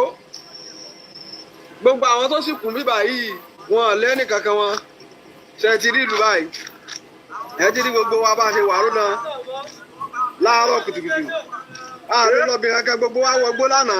Gọ́ọ̀mẹ̀ntì ti ń bẹ̀rẹ̀ fíìd látara wa tí gbogbo wa àti wọgbó lọ federal lánàá. àti state àti local gbogbo wọn yányán. ṣe ti rí báyìí ká wọgbó lọ lánàá ààrẹ àwọn bàbá wa gbà kalẹ̀. àárọ̀ ọlọ́pàá àrí sójà. a tún ti bẹ̀rẹ̀ báyìí àwọn ọdẹ wọn pa àwọn láti bàbá wọgbó wa láàárọ̀ wọn yìí. kidnap wa. ṣe eléyìí wá tó wá dá báyìí. àṣọraṣọ. ó wá dá ẹ̀yin ìjọba wa ẹ gbà wá o ẹ̀yin ìjọba gómìnà Abraham ẹ gbà wá o. bàbá Tinubu ẹ gbà wá o. bàbá Tinubu ẹ gbà wá. èyí tẹ̀ ẹ ṣe yìí ò dáa o. local government chairman ẹ gbà wá. selection bá wá dé. gómìnà ẹ gbà wá gómìnà Abdulrahman ọlọ́dẹ́gbọ̀ ẹ gbà wá. sẹ̀rẹ̀ ni tó ń sọ̀rọ̀ ó yìí. ti sún àwọn èmi gan wọ́n ti kidnap wọ́n mi. kidnap ẹ̀ láti May. oṣù mẹ́ta àti 1 week ni mo lò ń bẹ̀. ṣe ti gbọ́ bẹ́ẹ̀. màá tàgì picture ìgbà tí mo dé sórí fídíò yẹn sì máa rí lágbára Ọlọ́run ẹ dákun tòrò lọ ẹgbà wá àti tánú lù wọ́n ti gbé wa kàbàkàbà. ẹ wo bí ìlú ṣe òró rí. ti gbàlú máa lọ. ẹ wo bí ìlú ṣe rí. ìlú òrèké bá ti kọ òyìnbó. ṣe ti rí báyìí. àwọn tó ti gbé lóòrèké wọ́n ti lé 20. ṣe ti rí báyìí. ransom la dẹ̀ fi ń gbà wọ́n wọ́n gbé bàbá mọ̀tú ó san 35 million. bẹ́ẹ̀ lọ. èyí ò dá o ẹ gbà wá o. wọ́n pa àbúrò rẹ̀ lẹ́yìn bí ìmọ̀ọ́mù lóòrèké wọ́n pa. ṣe ti ẹni gbọ́ ká padà báyìí. wálé pé sójà ti wọ́n lé sójà ò sí lé o. sójà bàbá ńlá àti òkè ọdẹ ibẹ̀ làwọn sójà wa àwọn òde òrèké. ní sójà Wọ́n dé òrèké wọ́n sì ń gbé wa. lórèké. òní 15 of 11 2025 àná 14 of 11 2025 wọ́n gbé àwọn ìjòyè wa méjì nílò òrèké kí la ṣe. bàbá rẹ́kọ̀d à ń bẹ̀bẹ̀ ni ẹ dákun tó lọ ẹ wá gbà wá.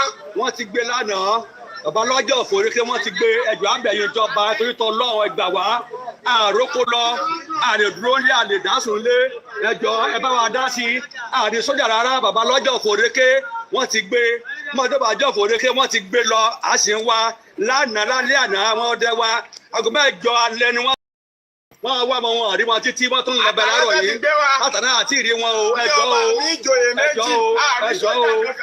o àrí ọlọ́pàá àrí sójà a sì kọ́lé ọlọ́pàá lẹ̀ wọ́n fún àpúrúfù ẹ̀ fún wa ọlọ́pàá ò sí lóde kẹ́bá rárá ọlọ́pàá ò sí àrí sójà ò sì rí ọlọ́pàá ẹjọ́ ẹ ràn wá lọ́wọ́ o ó ti sú wa o òrèkèsì náà ti bí àfẹ́ kí ni wọ́n ó tú ẹjọ́ ìlú yóò rìn ní bàjẹ́ ọlọ́kùnrin iṣẹ́ ẹjọ́ adétí yẹ dàpọ̀ ẹjọ́ ó ti tó gẹ́ ẹgbà wá o ẹgbà wá o. kò sí ètò ààbò olú kankan lórèké o.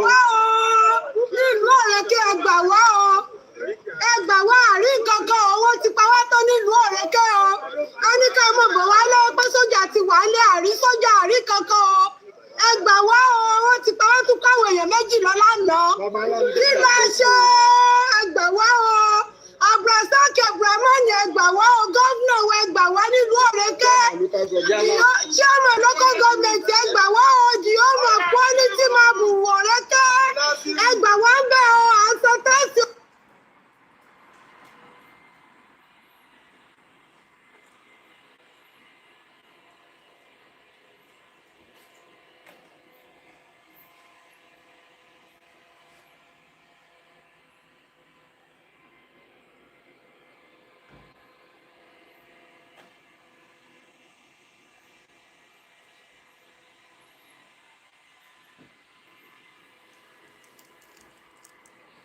This is happening, this is in Kwara community. They abducted 2 chiefs.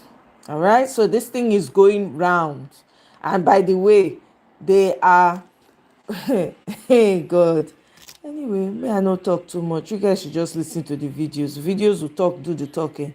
This is what your Daniel Bwala went to do on a Russian channel that they criticized before. At the beginning is because the status quo at that time was the cooperation that we are having with the U.S. government, and just 2 months before then, we arrested, I think 2 or 3 months, we arrested the leader, the terrorist leader of the Ansaru terrorist organization, and that drew commendation from the U.S. government. And a few months earlier, when we also made arrest of some leaders of the bandit and how they surrendered. We also got the same commendation from them. We also signed not long from now another contract where we paid over 300 million US dollars for procurement of arms. So, and with our own security cooperation, we told that everything was okay. So when that information came, it was a shock at the beginning. But we felt like, well, it's still a wake-up call for us to look at what we're doing and how we can intensify and increase our cooperation with them for the purposes of achieving the same goal that we both have. They want to end counterterrorism. We are most affected and we want to end it. From the face value, it may look like a threat, because when you say guns are blazing and then you authorize military operation in Nigeria, Nigeria being a sovereign country, then a lot of people will tell you that it is a threat. But then we quickly understood the message, and we felt that the message is for us to intensify our effort. And so we then threw away the rhetoric. But at first we thought it was like a threat. But you need to know that Nigeria is a sovereign country, a member of the United Nations. And as a sovereign country, we have had and we're still having relationship, both bilateral, multilateral, and multifaceted relationship with the rest of the world.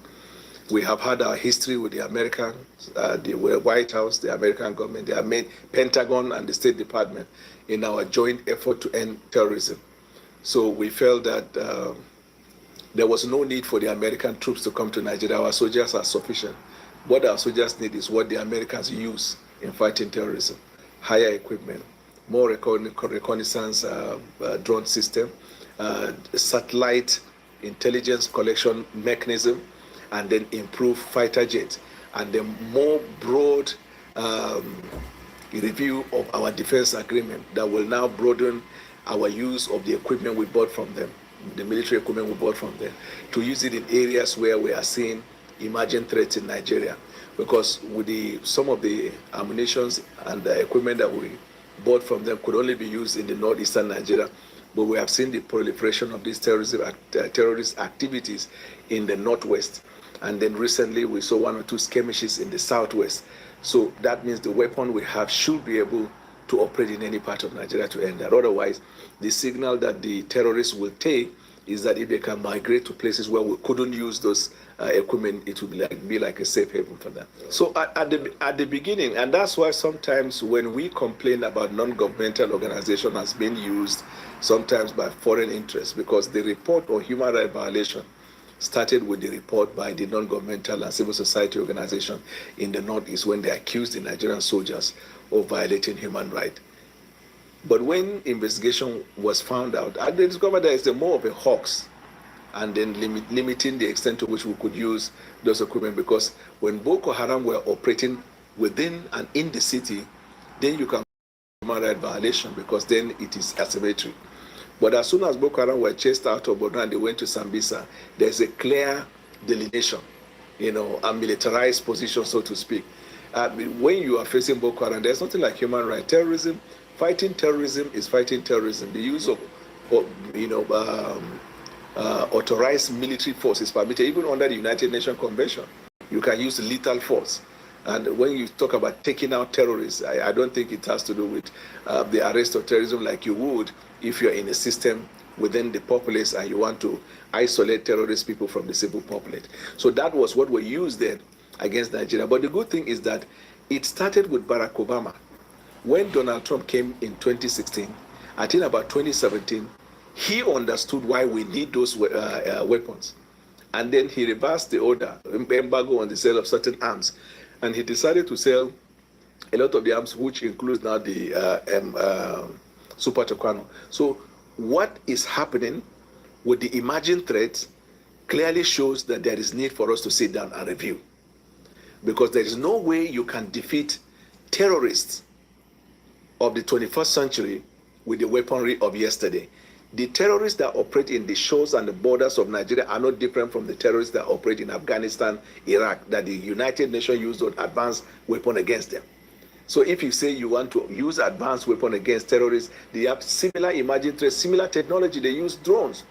So you cannot be successful unless you have the capacity, capability, and unrestricted access to the equipment that you will need in order to deal with them. Otherwise, a fight of 6 months might take you 6 years.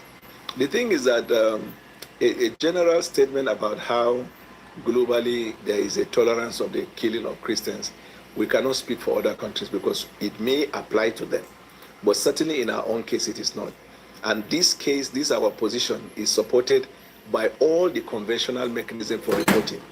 If you look at the foreign organizations in Nigeria, all of them, their report only suggests the insecurity situation, the proliferation of the Boko Haram and their auxiliaries, then the places where they have stretched. But then in all of those reports, they said that there has been a steady decline from 2015, 16, 17, and by the time we go to 2023, right down there is a steady decline. This is the conventional report. And in the conventional report, there is a conclusion that the killing has no religious undertone. So whether you look at the assessment of the State Department as well, USIP and the rest. So when the allegation came that this government is systematically enhancing the killing of Christians in Nigeria, we knew it was a hoax. But you don't fight that by being confrontational. You need to have a conversation so that we show you our data. You can corroborate our data with the reports that you have from established organizations. And then we are happy to answer your question about these things. And thankfully, recently we traveled to the Western world to have meetings and engagement with them and grant interviews in relation to this issue. I can tell you boldly, and you can verify, the entire global media have now come to the consensus that the killings in Nigeria are not targeted at any religion. They even went further to say those who allege that the killing is religiously based have not provided evidence to support the claim. So if you look at Reuters investigation, you see it. You look at BBC investigation, you see it. Even CNN, that appear to be central, when they stayed in the center in the analysis, they said evidence as was reported by the various people on ground, suggests that it is not a killing targeted at a religion. But we know that those who pushed that narrative had a sinister agenda. The ultimate plan is to set Nigeria up along the religious lines, right? You have Christians and Muslims fighting over this. And then the ultimate, and only God knows what the intention is. But it was a hoax. And that hoax started with a separatist movement in Nigeria because the congressmen that highlighted the point quoted the report that was produced by organization. Apologies to the thank you, Michael. I appreciate supportive it. of the separatist Guys, movement. please continue So to double tap to like the targeted screen. Killing of Christians. We recognize that Christians are killed. We also recognize that Muslims are killed. We also recognize people who have not identified with any religion, they are killed. I must say though, because there is a slight confusion, those who are vehemently saying there is a targeting of Christians are relying on an old report. And if you are going to apply the video they are relying on, you can conclude that at that time there was a targeted killing of Christians. Because when Boko Haram started, they were burning churches, they were killing pastors specifically. So the report, if you rely on, your argument would be that there is a genocide against the Christian. But in this present administration that we're in, even before our president came on board, long before now, from 2017, 18, they are facing everybody. We have seen cases where in the northeast where I come from, they have entered the mosque and pulled out people while worshiping and killed them. They have gone to kill imams and malams. So now it has changed the character. It is not a genocide against Christians. It is indiscriminate killing by terrorist organization. And if you want me to agree with you it's a genocide, then let us say it's a genocide against Christians, genocide against Muslims, genocide against non-Muslim. And there is no such thing as that. Because in genocide claim, there must be the targeting of a group and those who are not targeted. That's why we know it's a hoax. From our own point of view, we have never heard that, and we never believed in that premise, because it's not a war of attrition. It's not a game of chess. The American government expressed concern, and we accept that. Because our people have expressed the same concern that we need to fight terrorism. But the good thing is that our president has been a proactive president. Long before the American designation, this president introduced defense and security budget. Our 2025 budget, 10% of the budget is on defense and security, which is massive. If you look at the NATO NATO defense budget per GDP is 4% and 5%. So he has demonstrated that. And you recall, he also reduced the service chiefs. Before the service chief, when he went to Benue, in the open space, before the media, he called the service chief and warned them and gave them timeline to deal with that. So our president has demonstrated sufficiently the resolve and the intent in fighting insecurity. As per the skirmishes of attack you see in different parts of Nigeria, this is why we say when we sit down with America, we will discuss the complexity of this and what we need to deal with that. Because we have limited number of security personnel, we have a limited budget comparing the nation of Nigeria and the land mass as well as the population of the people and the dynamics of foreign interference in Nigeria. So we didn't look at it from the point of view that you should just slide down and let him shift attention. No, we take what he says, we're engaging the American government and the White House on this issue. And we still believe that they will see and understand that the hoax that is being pushed by elements that don't have the interests of Nigeria will be clear that this is an agenda, but not expression of the realities of what we are facing. No, it will never happen. It will never happen because, that's why we say we don't respond to conjecture. It will never happen because of the following. Number one, Nigeria is not a hostile country. There is a convention that guides operations between partner countries. So because Nigeria is not a hostile country, America cannot carry out military operation. Doing that would mean you are aggressively attacking an allied nation. And it will send a very bad signal to all allied partners around the world, because it would then be that you're creating a precedent that you can do the same all over the places. Then number two, the climate that will give room for that has not happened. The Americans' relevant laws that permit such operation anywhere in the world only happen where it is shown that the government is the one behind the insecurity. But even from the tweet of Donald Trump, he's never accused our government. It is the lawmakers doing that, but when he tweeted, he is saying, we are not doing enough to end it. And then the third one is, we share security cooperation and defense intelligence. You cannot suddenly come up and then say you are going to conduct military operation in Nigeria. The fourth and the final one is that such template has been used in the past in countries of the world. It never ended well. You can look at Libya, you can look at Iraq, you can look at Afghanistan. So that is why we know it will never happen. And in our engagement with the American government, it is clear that we know the message is for us to intensify. So anybody who is listening today, who is probably nursing the fear that there is a tendency for American military operation. By the way, let me say this for the record, that there are cases where American forces and Nigerian forces can conduct joint operations in Nigeria. It's not a big deal. But the sovereign nation must agree with another sovereign nation for that to happen. There are military bases of America, even in England, in France, in Germany, different parts of the world. But it has to be an agreement by two sovereign countries on terms that are to be agreed. So military operations, there can be a case where Nigerian forces and the American forces can conduct military operations, whether in Nigeria, in the West African sub-region, or anywhere else in the world. But it has to do, and it must be with the permission of that government. They recently, I think about, I don't know how many years ago, where they conducted an operation and rescued a missionary. It was a joint operation. There will never be conflict.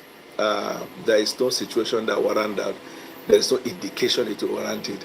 And Nigeria will never be in physical and violent conflict with the United States of America. So we want to thank Russia and China for expressing interest. However, as a country, we are guided by our national interest and national security.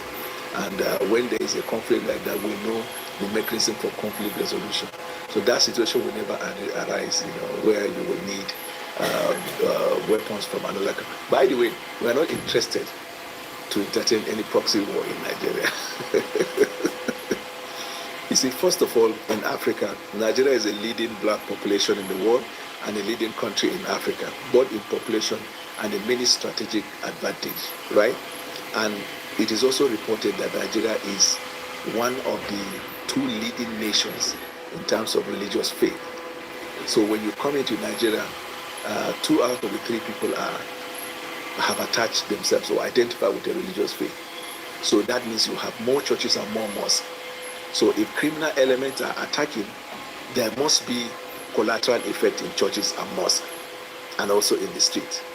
But it does not suggest that it is an agenda to say we are going to kill Christians or we are going to kill Muslims.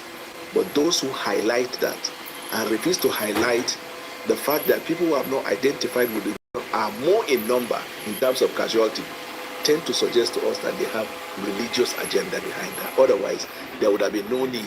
If you have a case of 10, 7, and 3, there is no way 3 and 7 will be more relevant to 10.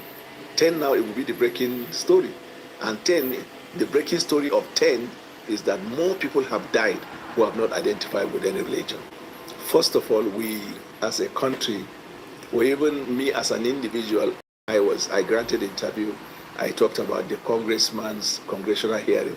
It was not our position. It was not we are not in a position to substantiate. But we are just giving a context when we say, for example, when the U.S. lawmakers had congressional hearing to interrogate funding by U.S. government around the world, when it introduced this Dodge, they accused the CIA of funding terrorism in Nigeria, and they said that the funds were wired through the various organizations, but the leading organization is the USAID. It was not our idea. We don't even entertain the idea whether it is right or wrong, because if we have concerns about situation, we deal with the White House and Washington from a diplomatic point of view. We don't have evidence to show that the White House, the CIA, funded any Boko Haram operation in Nigeria, and we don't want to feed off of a theory that has not been substantiated. But it created a broader picture for understanding context, and it is important that that context is also discussed so that people can understand how everything works out. The truth of the matter is that our president takes seriously observation and suggestion by Hey, partner Gawalele, thank you. Greetings like to I you. established when we started, that he was thinking way ahead because of his resolve to fight terrorism. I talked to you about the budget. Lights, I talked the to you light, about you his nailed position, it. to the armed forces, how that he rejigged because he needed a more proactive approach to the fight. But since the designation, yes, you have seen increased effort on the part of our government, and the results that are coming out, which we are happy that pressmen can attest to the fact that there's very serious, aggressive approach to fighting terrorism. Yes, it may not be unconnected with Washington, because we believe that their suggestion is valid. Anybody who thinks well of you, the people dying are our Nigerian citizens. And the person who is complaining, he says that even though they say religion, but they are citizens of Nigeria. So if suggestion can help us in intensifying our effort in fight, I mean, we welcome the idea. You can never rule out. But, as a government, we are responsible enough to work with facts and evidence. Now, for now, there is no evidence that suggests that. But theories are permitted in a democratic society because they provoke thinking, they provoke discourse. And then these two will now lead to investigation, whether to verify or not to verify. They are theories. Because the ultimate aim is to end Boko Haram, ISWA, because we had Boko Haram first. Then there is proliferation, where you have the ISWA. Then you now have the Ansaru. We have the Lakurawa. We have other ones that are coming up. And then you have the bandit. So the proliferation of emerging threats by different terrorist organizations means that we have a lot on the plate. Now, we have cooperation with different countries of the world, because after all is said and done, we are guided by our national interests and national security. And anything that will promote our national interests and national security, we welcome that. So yes, Russia has been a partner to Nigeria for many years. There are Russian investment in Nigeria. We have done exchange program. Now they here. Students go to learn, and the Russian people Now come they here. here. We have their embassy here. We only not long ago we bought food crops from Russia. So we have that relationship. Yes, there was in the past a conversation around military cooperation for procurement of arms. We welcome that. We even seek to enhance more with anybody. Whatever it will take for us to end insurgency and Boko Haram, it is what our nation is more than willing and able to make. So we have economic sovereignty. Our decision is guided by our national interests. But that would be like meddlesome interloper with the greatest to America, because America also has other relationship with other blocs. When it comes to economic or security relationship with blocs, for example, we are a member of West African ECOWAS, Economic Community of West Africa. We're also a member of the African Union. Then there are other members within Africa who belong to another cooperation, but then they have also bilateral cooperation with us. This is the international diplomacy. We do not think that it would be right for America to ask us not to participate in BRICS if BRICS helps enhance our national interests and national security. But what we do is that we have always and consistently maintained we are a non-alliant country. We are not involved in any geo-power tussle. We are a nation that seeks cooperation with members of the United Nations for the purpose of enhancing the objective of the UN, increase trade, increase prosperity, create exchange, and then improve in our way of life. We subscribe. What we don't do as a nation is to align with nations that do not subscribe to the values of democracy, rule of law, respect for the rights of people. But as long as we are a nation guided by these tenets, which is the basis and fulcrum for our relationship within the United Nations, we seek to enhance any cooperation that will serve the interests of our people, the Nigerian citizen. We have seen over time where, for example, if you look at the Sudan, is that Sudan or Libya you're referring to? Sudan. So what was applied in Sudan because of the increased conflict along religious lines? Remember that the perpetrators of evil and enemies of the state of Nigeria and the separatist movement, they are pushing a narrative that will create a religious divide. So that when conflict engenders, then the theory around let's separate them might be a possibility. So this is what happened in Sudan. Increased conflict, relentless conflict, never-ending conflict, and then they were divided along religious lines. And this is their state. They were much better as one country with the conflict than they are at the moment. So he is saying that our foreign partners and all foreign governments should just take note that Nigeria is too big a country to apply that type of experiment, because the largest black population in the world is Nigeria. In fact, if Nigeria tomorrow develops a problem or Nigeria enters into a problem, it will affect the immigration policy of every big country in the world. So that is, in a way, that is the warning. And we have every right to also pass that same message. I cannot really give an answer because I don't know whether as a government we did not request. Because if you look at arms supplied by NATO and some of the security organizations within the United Nations, oftentimes they are supplied to nations that are in deep crisis. And probably they need some of these weapons to create a balance of power. But we have also seen reports over time of how these arms also found their way into hands of what we call opposition security forces in different countries, which lays the foundation for regime change. Where you find certain people who are opposed to government, they are armed. We have seen the cases it happened in Syria. We have seen in a number of places. So I'll probably reflect on that and then look at whether or not we've ever made a request for it. But Nigeria as a nation, our geopolitical power within the frame of the African Union. Nigeria is a leading country in peace building and peace missions in Africa. Over the years, you have seen how Nigeria has participated in peace missions in Africa where there are conflict. Where Nigeria is a strategic partner to the U.S. And that's why U.S. must look at how to enhance that cooperation and increase the defense, relationship, so we can be of great assistance to the rest of the world in dealing with, insecurity and terrorism in Africa. First of all, ordinarily we will not have replied to Eric Prince because even within the American nation, he was declared persona non grata. All the places where Blackwater provided security contracts to the U.S. government, it has always led and resulted in human rights violation. In fact, their last operation with the U.S. government in Iraq was the reason why he was suspended. He was sacked as the head of that organization, and the organization was scrapped. He had to then reinvent himself through another. And history has shown that private military contractors, wherever they go and operate, at the end of the day, they create more problems than the solution they have. And imagine a private, so he's actually asking for business. And America is, in our estimation, too decent to have a relationship with someone who the record has shown he's number one on the scale of human rights violators through the services. Have you seen the video of the operation of the Blackwater in Iraq? They were slitting people's throats. No, that's why in the U.S. Congress sat actually over the violation of human rights by the security contract company that he heads, and they have to sack him, and ended the company. So for him to say that, we feel is an indictment even to people who will listen to him. Hold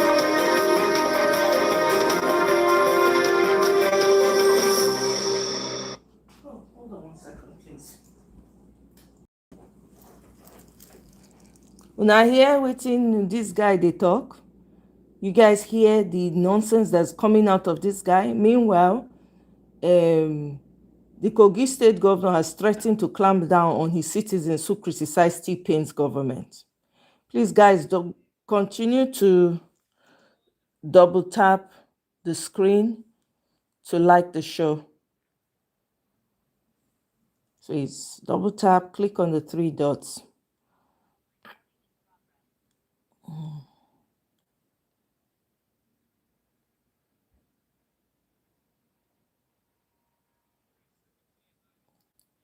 I'm sorry, I'm trying to play some of the very important.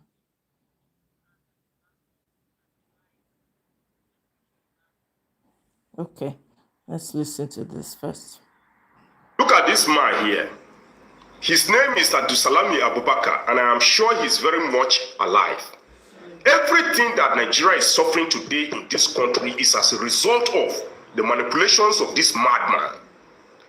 Before 1999, Nigeria had never adopted Sharia law or recognized Sharia law as part of our rules or our laws. Nigeria is a secular state. There is nothing like state religion. There is nowhere on earth we would have allowed Sharia law to be part of our 1999, our constitution. This madman knew. And then, after taking over power after the death of Sani Abacha, he took over power as the CDS, the chief of staff. Now, he was supposed to hand over to the civilian government and give Nigeria a constitution.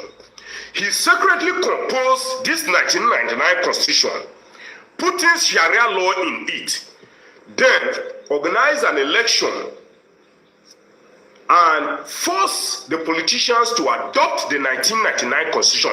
That constitution was adopted via a military decree. You can Google about it.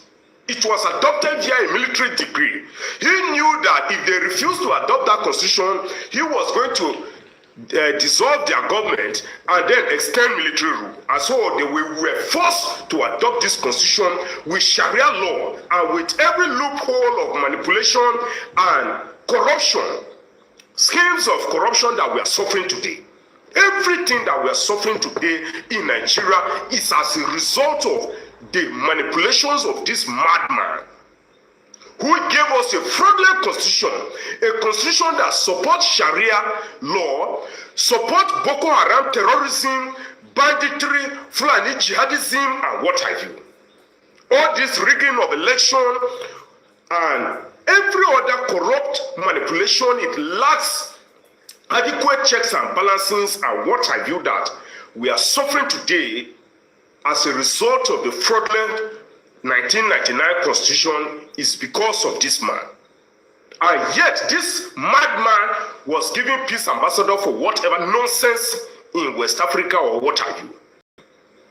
And until today, I am the first person that has made this video pointing that what this man did is as a result of what we are suffering today is because of the idiocy that this madman exhibited in 1999. He was supposed to organize a constitutional conference and allow us to write a constitution that will reflect the will of the people. There is so much that we are suffering today that is either omitted in the constitution or that was fraudulently embedded in the constitution and forced upon us that we should practice. Today, when you talk about terrorism in the north, the northerners say that is the position, is their team, is the position of the north. That is what they want. And yet they are killing Christians. A Christian part of your Sharia.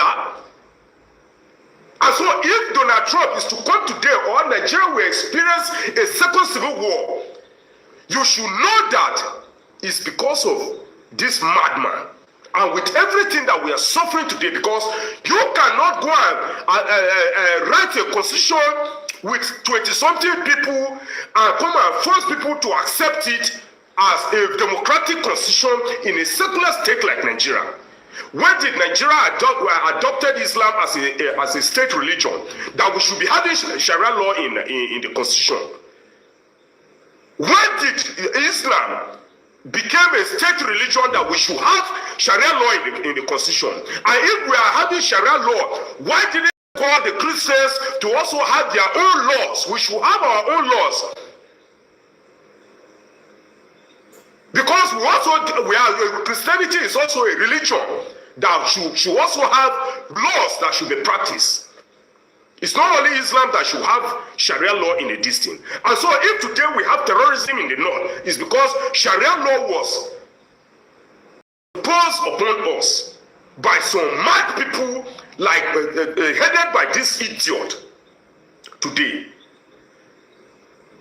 And today people are going out, people like Sheikh Guma and what have you are going out with the madness because it is part of your government. If you don't know why people like Sheikh Guma are doing what they are doing, is because Sharia law is part of your government. And when they talk, they say that is the position of the North.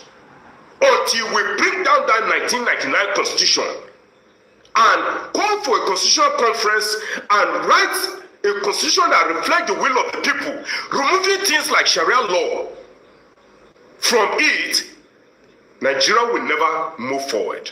We will continue suffering all these things. I'm very happy that people like the Emir of Kano, Sanusi Lamidu, also mentioned it, that before 1999, we were not practicing any Sharia law. There was nothing like Sharia law. Northern Nigeria was ever peaceful. Northern Nigeria was ever peaceful. And we had this hope that the North is one of the cornerstones that is keeping Nigeria at peace. But today, what do we have? We have the Fulanis taking advantage of the presence of the Sharia law to take over the whole Nigeria. Simply because they were able to manipulate in 1999 and impose Sharia law upon us. And so we all should be calling out that for an end to that 1999 constitution, until we say enough is enough, we will no longer consider the 1999 constitution as our part of our laws or part of our government. Nigeria will never know peace. Thank you.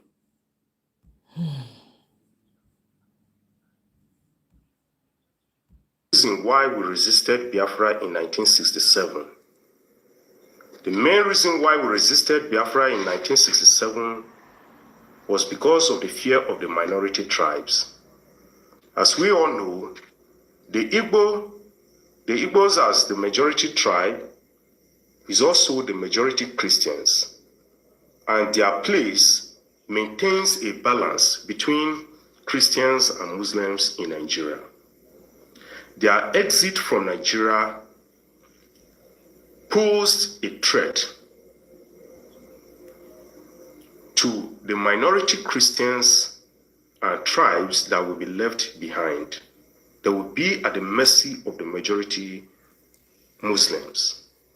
Back then, it was based on tribe, but with everything that has happened, with the Fulanis having exposed themselves or sold themselves out by taking up arms against every other tribe in Nigeria, it is now obvious that the threat is the Fulanis and not religion, so to speak. Because if the Hausas were in their rightful place as one of the majority tribes in Nigeria, if they are not being controlled or dominated politically by the Fulanis, this threat will not be there, because the Hausas has never given us or Nigeria a problem, never. And we all know that the Hausas are the most welcoming people in Nigeria, most welcoming. And we have actually never had a religious problem with them, so to speak. Of course, there have been religious clashes in Kaduna back then, but I am not sure. If you trace back, there must be the hand of the Fulanis in those religious crises back then in Kaduna. And so it is now obvious that the threat of the minority has always been the Fulanis, or the threat of every other tribe in Nigeria has always been the Fulanis. And so if the Igbos are actually serious about Biafra or existing Nigeria, then we must all work together for the liberation of the Hausas and also the Yorubas because of their emirate in Ilorin. All these emirates that were conquered, or these kingdoms that were conquered in the 1800s, we must liberate them. We must liberate them. And so if Trump is to come, the fight will be for the liberation of the Hausas and the Yorubas. With the liberation of the Hausas and the Yorubas, I can guarantee you, or that I'm assuring you, that the fear of the minorities will be eliminated completely. And we can as well back off, or the minorities will now back off from the exit of the Igbos. You say, of course, it doesn't concern you. Why should you care about the fear of the minorities then? These same minorities will become a force against you in your exit. And their position will always be considered even by the international community.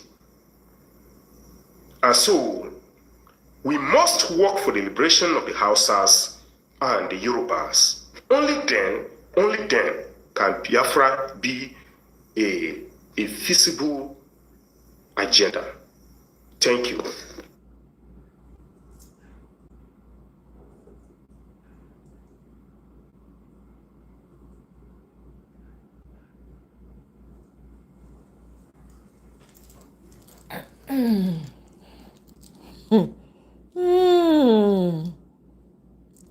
Guys, please continue to double tap to like the screen. Oh, continue to double tap to like the screen. This is very important. So many things are happening. Remember the brigadier commander? Remember they just spied one brigadier commander in Nigerian army. Talk about, hey, do you know what a brigadier is to an army? Anyway, you guys should listen. Nigerians, remember the ISWAP attack, the one that happened last Saturday, being the 15th of November 2025.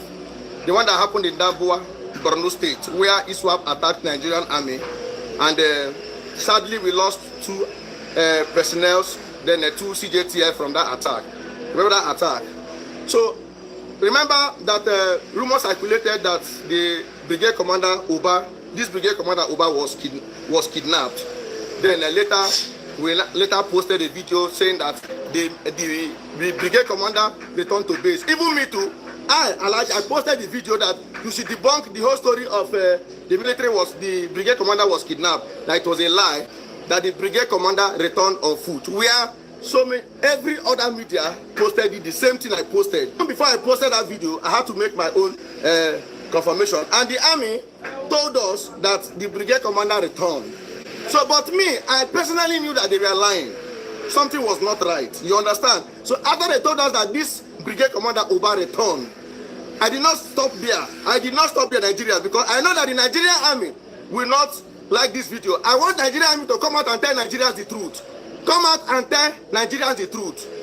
Since that, I never feel rest. I have been digging deep to find out if truly this man returned, because the Nigerian army told us that Uba returned. Now, After my find, they dig deep. After my find, I found out that the brigade commander Uba did not return. Since that day to today, he did not return. Nigerian Army, come out and tell Nigerian the truth. The brigade commander did not return. I challenge you, Nigerian Army, come out and tell Nigerians the truth. I challenge you. This brigade commander Uba did not return.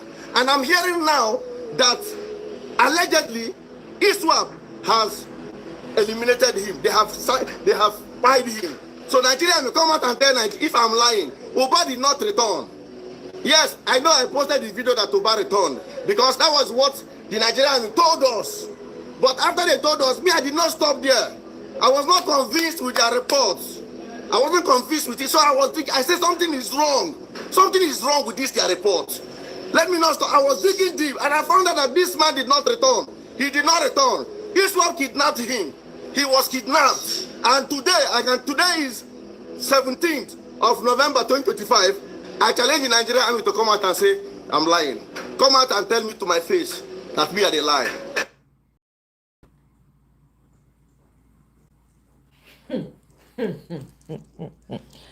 Hey, they just spy on a brigadier anyhow. Nothing happened. Everywhere silent.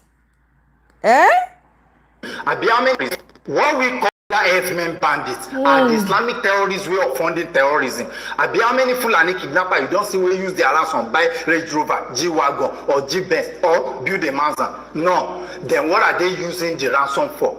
It is simple. They are using it to buy ammunition to fund jihadist agenda. You can Google the Al-Qaeda of Algeria means of funding terrorism. Kidnapping is one of it. The ISGS of Mali terrorists also use kidnapping as means of funding terrorism. So nobody needs to tell us that Fulani bandits are not connected to terrorism. Is there an agenda to Islamize Nigeria? That's a rhetorical question because the answer is boldly written on the wall. You can Google it to understand that the agenda of Islamic terrorists is to eradicate Christianity and forcefully Islamize Nigeria. So why are we negotiating with the terrorists who are willing to kill the people they see to glorify a God they never see? Any religious ideology that say with me is a devil in disguise.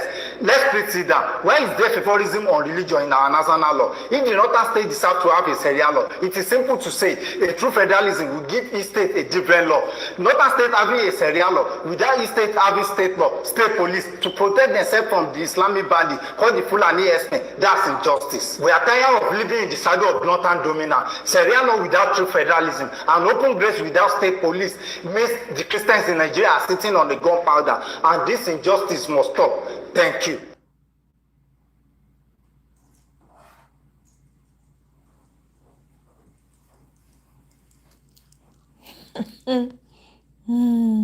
Look, bandits spied 3 persons and abducted at least 64 others on Saturday at Fegin-Baza village in Safe local government area of Zamfara. This is the brigadier. See for ground.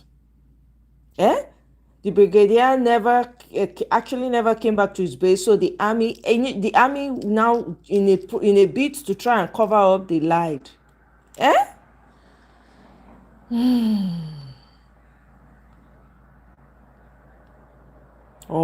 Nigeria.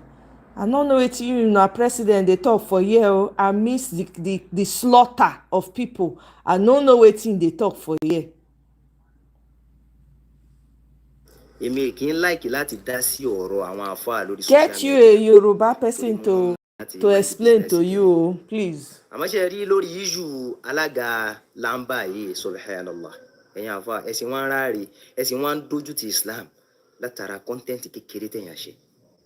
Ẹ̀sìn dojú ti gbogbo Islam lápapọ̀ nítorí tí ń ba ìmínú jẹ́ ni pé àjọ ń ṣe Islam yẹn náà ni àbọ̀ ẹ̀kọ́ ń da ọ̀pọ̀lọpọ̀ yín láàmú tó sì ń fa nìyẹn ẹ wo àwọn kàbáírà ìpè ńlá jìnkòjìnkò tẹ́ ń ṣẹ́ fún ọmọ tí wọ́n zù láti gbé ògbó òdílé tí wọ́n yọ sùn ká mọ̀ sí pé fún àwọn ọmọ tí ń sódà bẹ́ẹ̀ náà ibẹ̀ wọn kọ́ mọ̀ ń lọ ibi tí mò ń lọ ni wípé àwọn bandit àwọn Boko Haram àwọn tí ń ba ẹ̀sìn Islam jẹ́ kí ilẹ̀ rí ṣe sí i àwọn tó jẹ́ pé tó bá ń dùnyàn lọ́wọ́ báyìí ọmọ ẹgbọ́ Allahu Akbar mélòó nù ẹ̀yin àfáà ló ti jáde wá sórí social media àbí tẹ́ ẹ lọ bá ìjọba pé ẹ wá nǹkan ṣe sí àwọn kinní yìí wọ́n ń ba Islam jẹ́ mélòó nù yín ló ti jáde tó protest ẹ̀rí yẹn ṣe ọ̀pọ̀lọpọ̀ nínú àwọn ẹlẹ́hà tó ti bo ojú nísìn ni wọ́n ń jó òǹblé lórí íńtánẹ́ẹ̀tì ni wọ́n ń jó pàpà súpẹ́ subhanallah pẹ̀lú kìmá tí wọ́n tún jòdì sí kámẹ́rà mélòó nù ẹ̀yìn àfà lẹ ti jáde tẹ́ kọ̀ndẹ́mù àbí tẹ́ wá àwọn ẹlẹ́hà bẹ́ẹ̀ lọ tẹ́ dá sẹ̀ríà fún wọn according to Islam subhanallah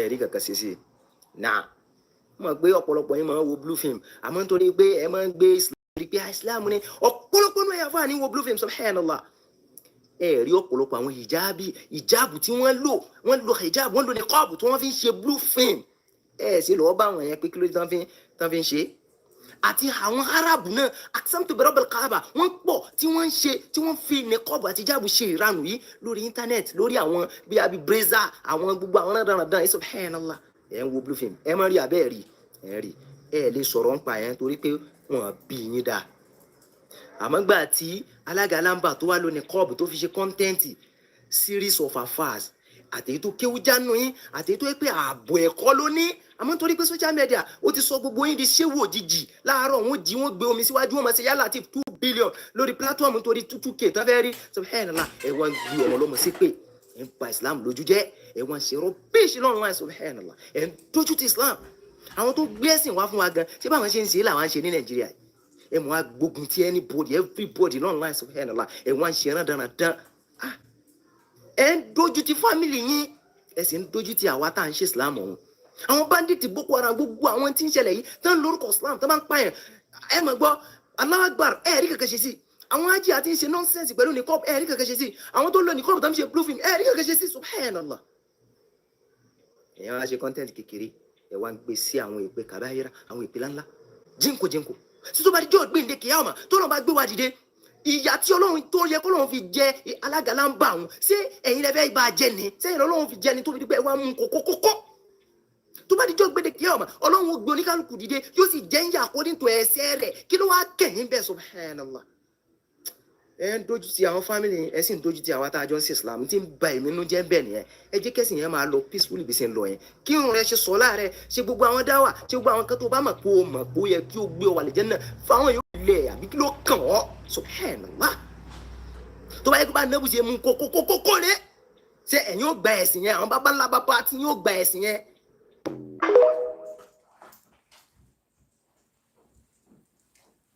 For those who don't understand, the guy is calling out the Islamic cleric around them, telling them what they are supposed to be focusing on instead of unnecessary and irrelevant matters. That's the sum of it all. Okay, this is as a backlash to this video this Imam did, talking about a content creator that did this. So that's why that guy responded. Okay. About sort of being raised in or sort of catechized in this idea of safety. I think we're also kind of catechized in an idea that somehow it's all about winning. You know, that we have to win. And until we think we can win, we can't engage. It's not about winning. It's about guys, being continue to double tap the screen to faithful. like. We have please, to get out click and on be the faithful. 3 dots. And if somebody asks you a question you don't know the answer to, say, it's a good question. I'm going to research that. I'm going to see if I can come back. But I think we like our stars. I have so many people who will say, Larry, I've got this friend, who is a Muslim or who is a Marxist, or is an atheist, and I want you to meet them. And I think, you know that person, you met that person. You should talk to that person, not me. You go and engage. I'm not your magic bullet. I don't know who said it, and I'm going to butcher it. I'm not going to get this right, but there's somebody that said a quote, and there's nothing like engaging in a losing battle and then not losing. That's our faith. I mean, if you look at the cross, I mean, it looked like the powers of darkness and evil had totally triumphed. Even the disciples are going away from Calvary with their heads down. Well, people are fleeing Calgary too, but but it's cold there. Serve a God who turns the table on evil. We serve a God who can show up when hope seems extinguished. Again, we just have to be faithful in our own lives, in our families, our congregations, but we can't take baby steps. Jay Smith did not reach a point now where he can lock in and go toe to toe with premier Islamist apologists overnight. He had to take some lumps. He had to take some baby steps. He had to get started. You dust yourself off, you learn, you grow, and you move on. If we have 10 Christians doing that, hundreds of Christians, thousands or millions of Christians that start just taking their space and stepping into it in faith, you could see something very dramatic happen in short order.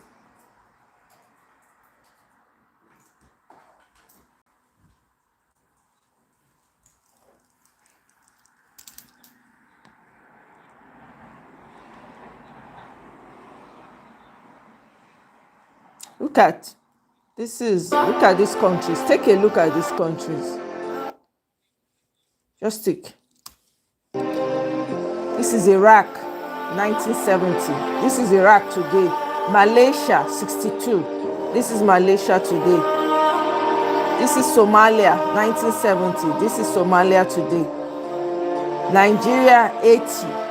I don't know what they mean. I think they just lumped everybody up. Afghanistan. This is Afghanistan today. Can you see that?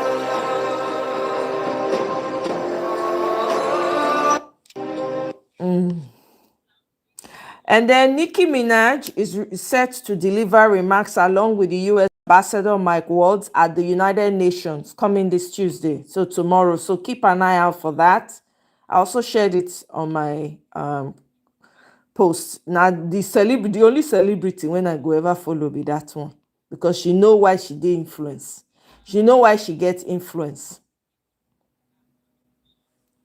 Okay, so this is.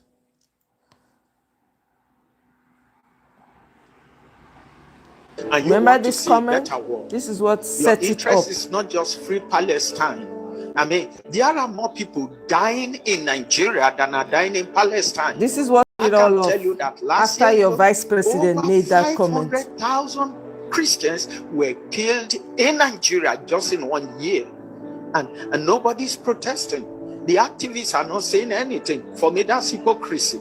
In the north of Nigeria, Christians are being killed daily because the Islamic militants don't want Christians to exist in the north of Nigeria. They want to see a world where there are no Christians at all.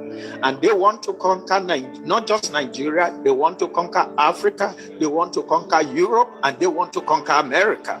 The younger generation who want to live in a better world must speak out today. And I'm calling on all advocates of a free world to. Okay. That was Almost a disgraced nation on account of useless people in places of power. The disgrace is on your head and on the head of your generation. Hey! However God wants to do it, whatever is the will of God to do, national intervention, foreign intervention, whatever God will do, any way you will do it, Lord, do it. But you know my pain, it is a shame that a country with such potential that went to handle Liberia, assist them, went to assist Sierra Leone, went to Somalia to help distressed places. We have a terrible set of leadership, wicked human beings, blood-sucking demons in places of authority who allow this country to degenerate to a point where outsiders are saying they want to come and help. 1 million people perishing means nothing. What a useless power. Power that cannot secure a nation. Power that cannot help the people. Useless power. Already they have called us a disgraced nation on account of useless people in places of power. The disgrace is to the head of those who caused it. Those who need to be banished on exile. You don't belong to this country. Banish them. Those will be banished. Those who stolen properties must be recovered. All that they gathered must be recovered and returned back to the nation. It will happen. I'd like you to mark this down. This will happen. And those who need to rot in prison, quarantined in correctional center, so that their minds can be corrected. The people who gathered them before will be gathering them not to run.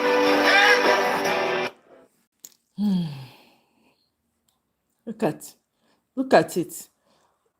We are being exterminated. Nigerian Christians beg Trump. A leading watchdog warns that Nigerian Christians are facing a slow-motion genocide and could be wiped off the map by 2075 if nothing is done. Nigeria is under siege, says a leading activist who warns that armed Islamist groups and even the country's own military are carrying out a coordinated campaign of violence against Christians. Over 150,000 Christians have been butchered. Hey, God. Hey!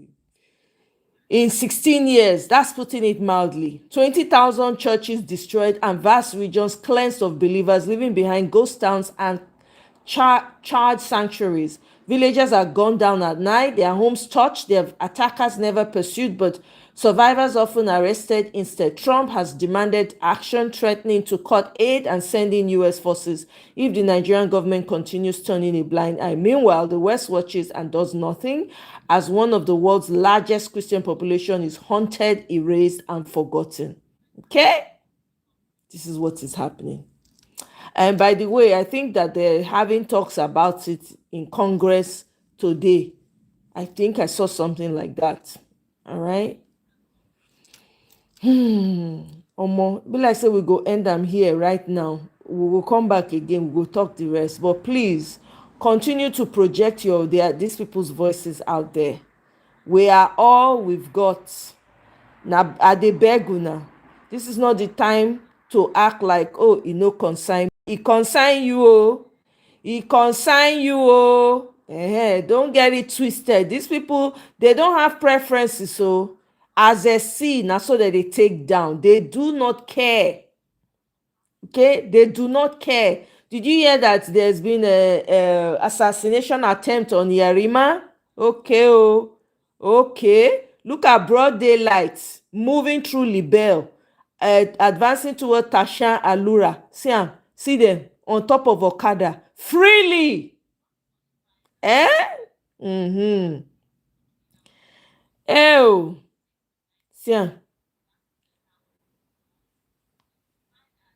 see the man when they invite come Nigeria, extremists when they invite Sheikh Asim Al-Hakim. Thanks to kudos to Lagos State, is it Unilag? I think Unilag turned the offer down and said, no, you're not coming to our campus to come and feed people with this poison. You need to see extremists in the comment section crying. Thank you, Unilag, for taking a stand, right? Despite strong anger over Christian genocide, Tinubu government welcomes Saudi cleric who preaches spying, enslavement of non-Muslim worldwide.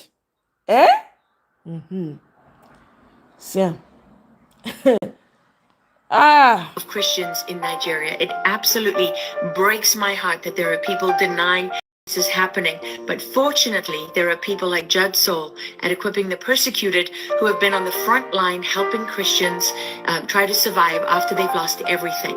So I am doing an event for Judd and for Equipping the Persecuted on November 18th in Dallas. This is something that is very close to my heart. Judd Soul and Equipping the Persecuted have been right there on the front line with brave journalists like Masara Kim and Oren Songo who have been reporting from these isolated villages. There's no Second Amendment in Nigeria, so when these Islamic militants come storming in with murder in their hearts, there's almost nothing that these people can do. This is your chance to learn more about it, but also to make a difference. So please join us in Dallas, equippingthepersecuted.com. You can find out all the details of the event. It will also be live streamed. I hope to see you there.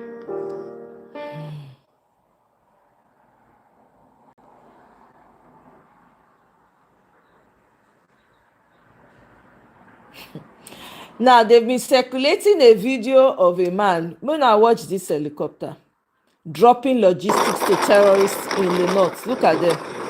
Bam. You see, this is how they drop their weapons. Watch it again.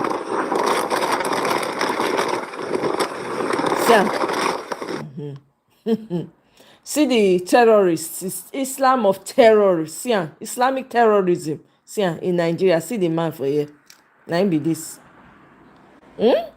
Now the video of the man be this one. They talk say if they not convert to Islam, they kpai, and then when they kpai them, the ones when they convert to Islam must pay.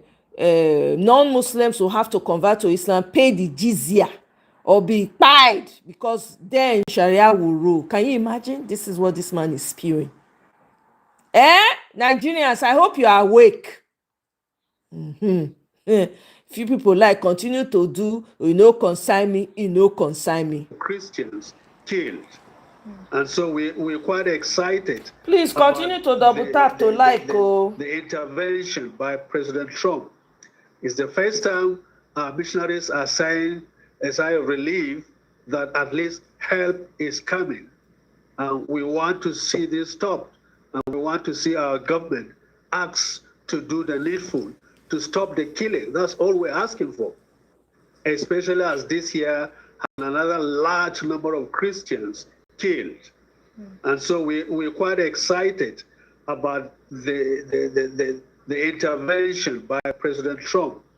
It's the first time our missionaries are saying a sigh of relief that at least help is coming.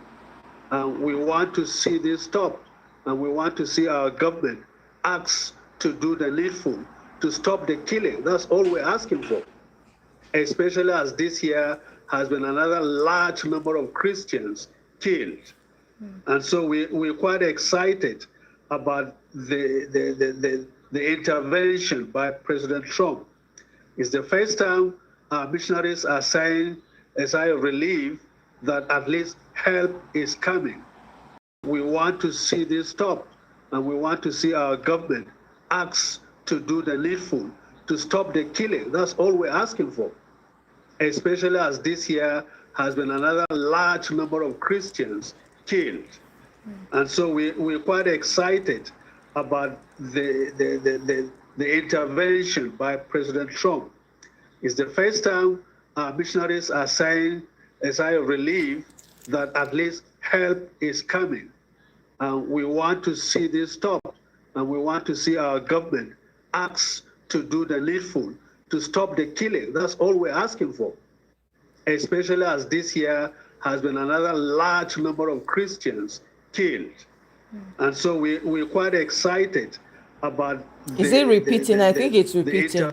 Okay, sorry about that, guys. Oh, okay, I'm going to switch then. Joshua, yeah, it's unfortunate, but there's a protest coming up on the 1st in Washington, D.C., the Capitol Hill. If you can join, I don't know. Nigerians worldwide, we ought to be doing something. If you're in college, wherever you are, this is the time for you to put the word out there. I don't know what else to say. I can only do what I can. This is a very serious matter. If you're in college in America, wherever you are in the world, you are supposed to be championing this. So, what do I know? Please, we're going to switch now to Voice of the People with Barrister Darlington.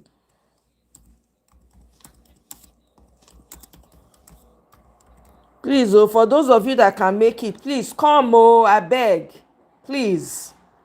Sunday Jackson did that he Leave those. I'm talking of, look, when there is a tell your neighbors that the evening rush has begun. So gather around your radio set. It's time to have important conversations that shape our beings, that shape our polity, that shape the media conversations that actually shape our perspective as Nigerians. Now we'll begin with this information, that pervaded the Nigerian media space about an assassination attempt on A.M. Yerima, that's the soldier that had a face-off with FCT Minister Nyesom Wike last week. Now, when this happened, quite a number of Nigerians, it was a conversation that we had for a very long time, for many, many days. Some people were very happy that, somebody was standing up to Wike, while others said that a soldier should not be doing that, that's not the right way to act. Others said he was acting on superior orders, and so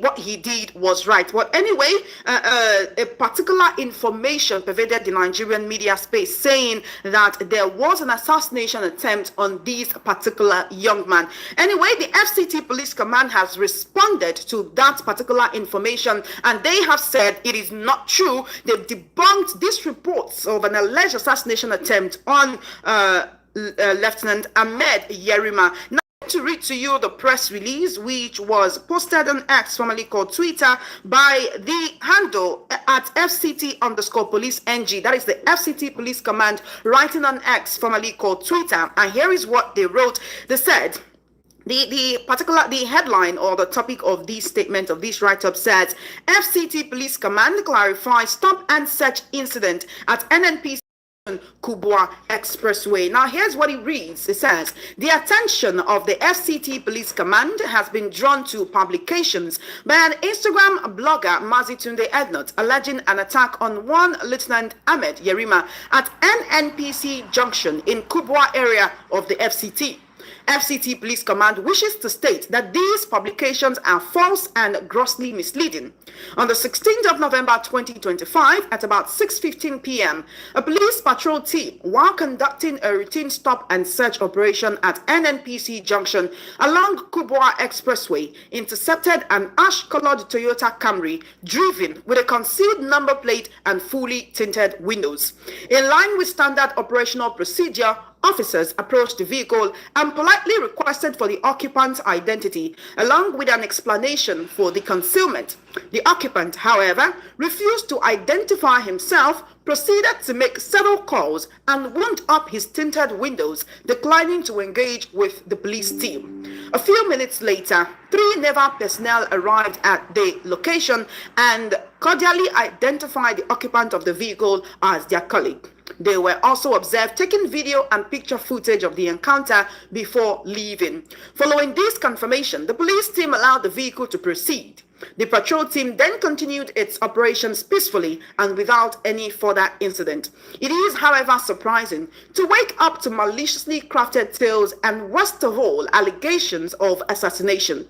The Commissioner of Police, FCT Command, CP Mila Dantawaye, PSC, while calling on FCT residents and visitors to always cooperate with police officers in the discharge of their lawful duty, stressed the need to shun peddling of fake and unverified news capable of creating fear and apprehension in the society.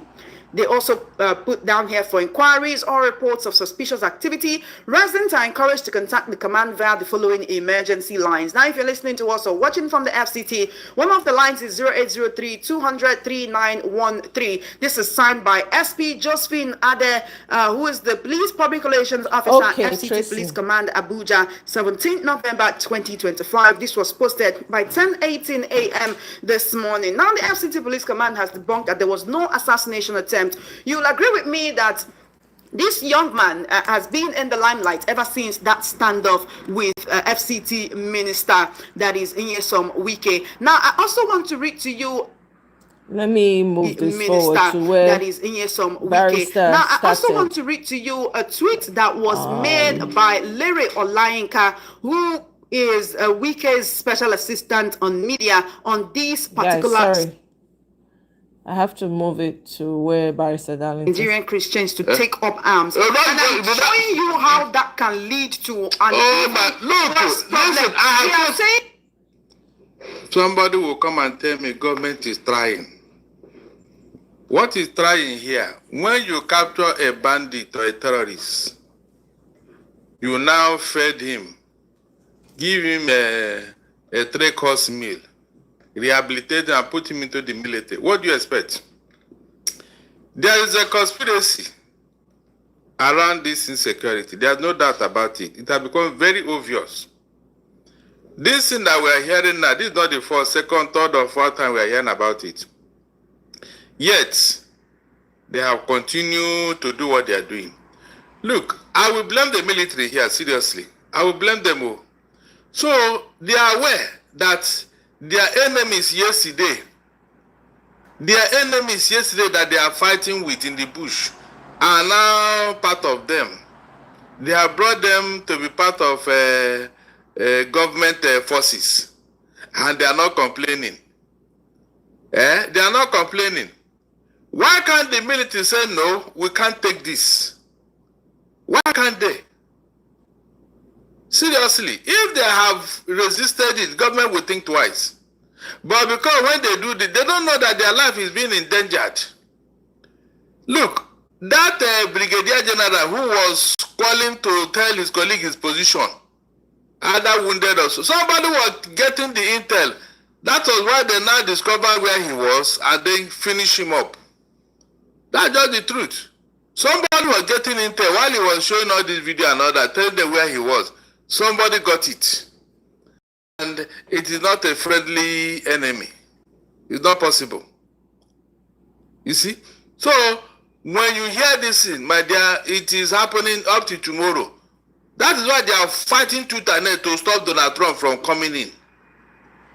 Their business will rock if America should come in and scatter these people. The federal government have no political will to solve this problem. Let us not deceive ourselves. All this talk about sending them is sending it just by on paper. In reality, they don't want to do anything.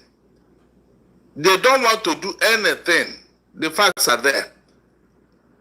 This talk that we are winning the war, winning which war?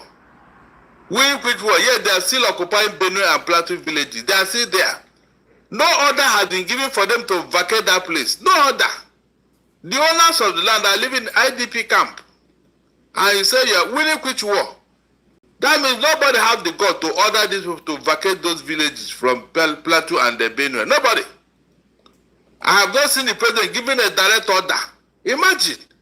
Foreign terrorists, foreign, in your country. And you say you are winning the war. Which war? We are not winning any war. They are getting bolder. I'm telling the truth. If this thing from America, if this threat from America is not logically brought to conclusion, it will get worse. They will now become bolder, that nothing will happen. That's the truth.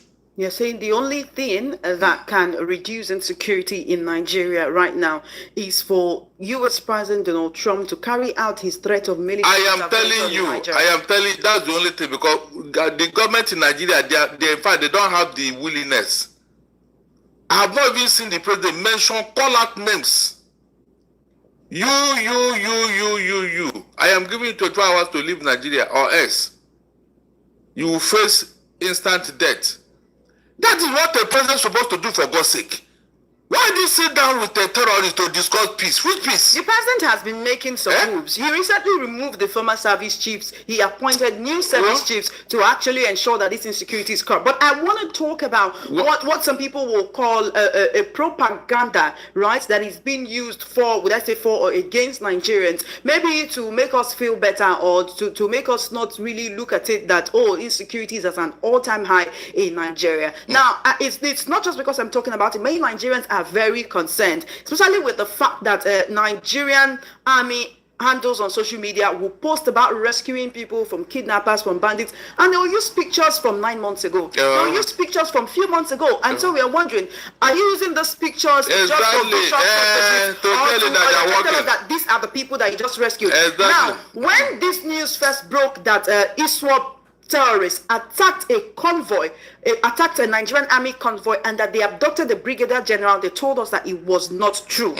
Now, what we're hearing is that he actually escaped, and he was in contact with his people. He told them of his location. How did that location leak to the terrorists right there in the forest, that they got to him before the Nigerian army? Exactly. So that will tell you exactly what is going on here. Chioma, nobody is fighting insecurity. Forget it. I have been expecting President Tinubu to make another nationwide statement ordering the terrorists to leave Nigeria. None. He has not done that. When you say no one is fighting insecurity, that's why I'm telling you the steps that the president are taking. Which step? That reshufflement of service chiefs was because of the alleged or rumored coup. It was not for your insecurity. Forget that thing. How many times have they reshuffled the service chiefs? What happened? What came out of it? Please tell me, from Buhari era to now, how many times have they removed or replaced service chiefs? What happened? It's not about replacing or reshuffling or whatever. It's about the political. Give order. I told you what I'm expecting Tinubu to do. Make a nationwide statement telling the terrorists to leave Nigeria. Say it first. Say it. The man is afraid of even the terrorists. That's why he's sending me to go and talk with terrorists. For terrorists to bring people to Nigeria. Can you imagine? You send embassies to Plateau or whatever. Meanwhile, the people concerned, the people that you are going to bring people to, they are in IDP camp. So whom are you talking, who are you discussing with? After your visit in Benue, the IDP camp are still there, existing. In fact, more people are coming in. More people are coming to IDP camp for safe haven. Yet you tell me you are making weak peace. All this kid glove approach will never solve this matter. Quote me, because since Obasanjo, even when he plays a coffee in Plateau, nothing happened. These people, they still believe that they own the place. Nothing will happen. They are not bidding their time. Oh. By the time all these things will die down, maybe 2 or 3 weeks now, they will resume work.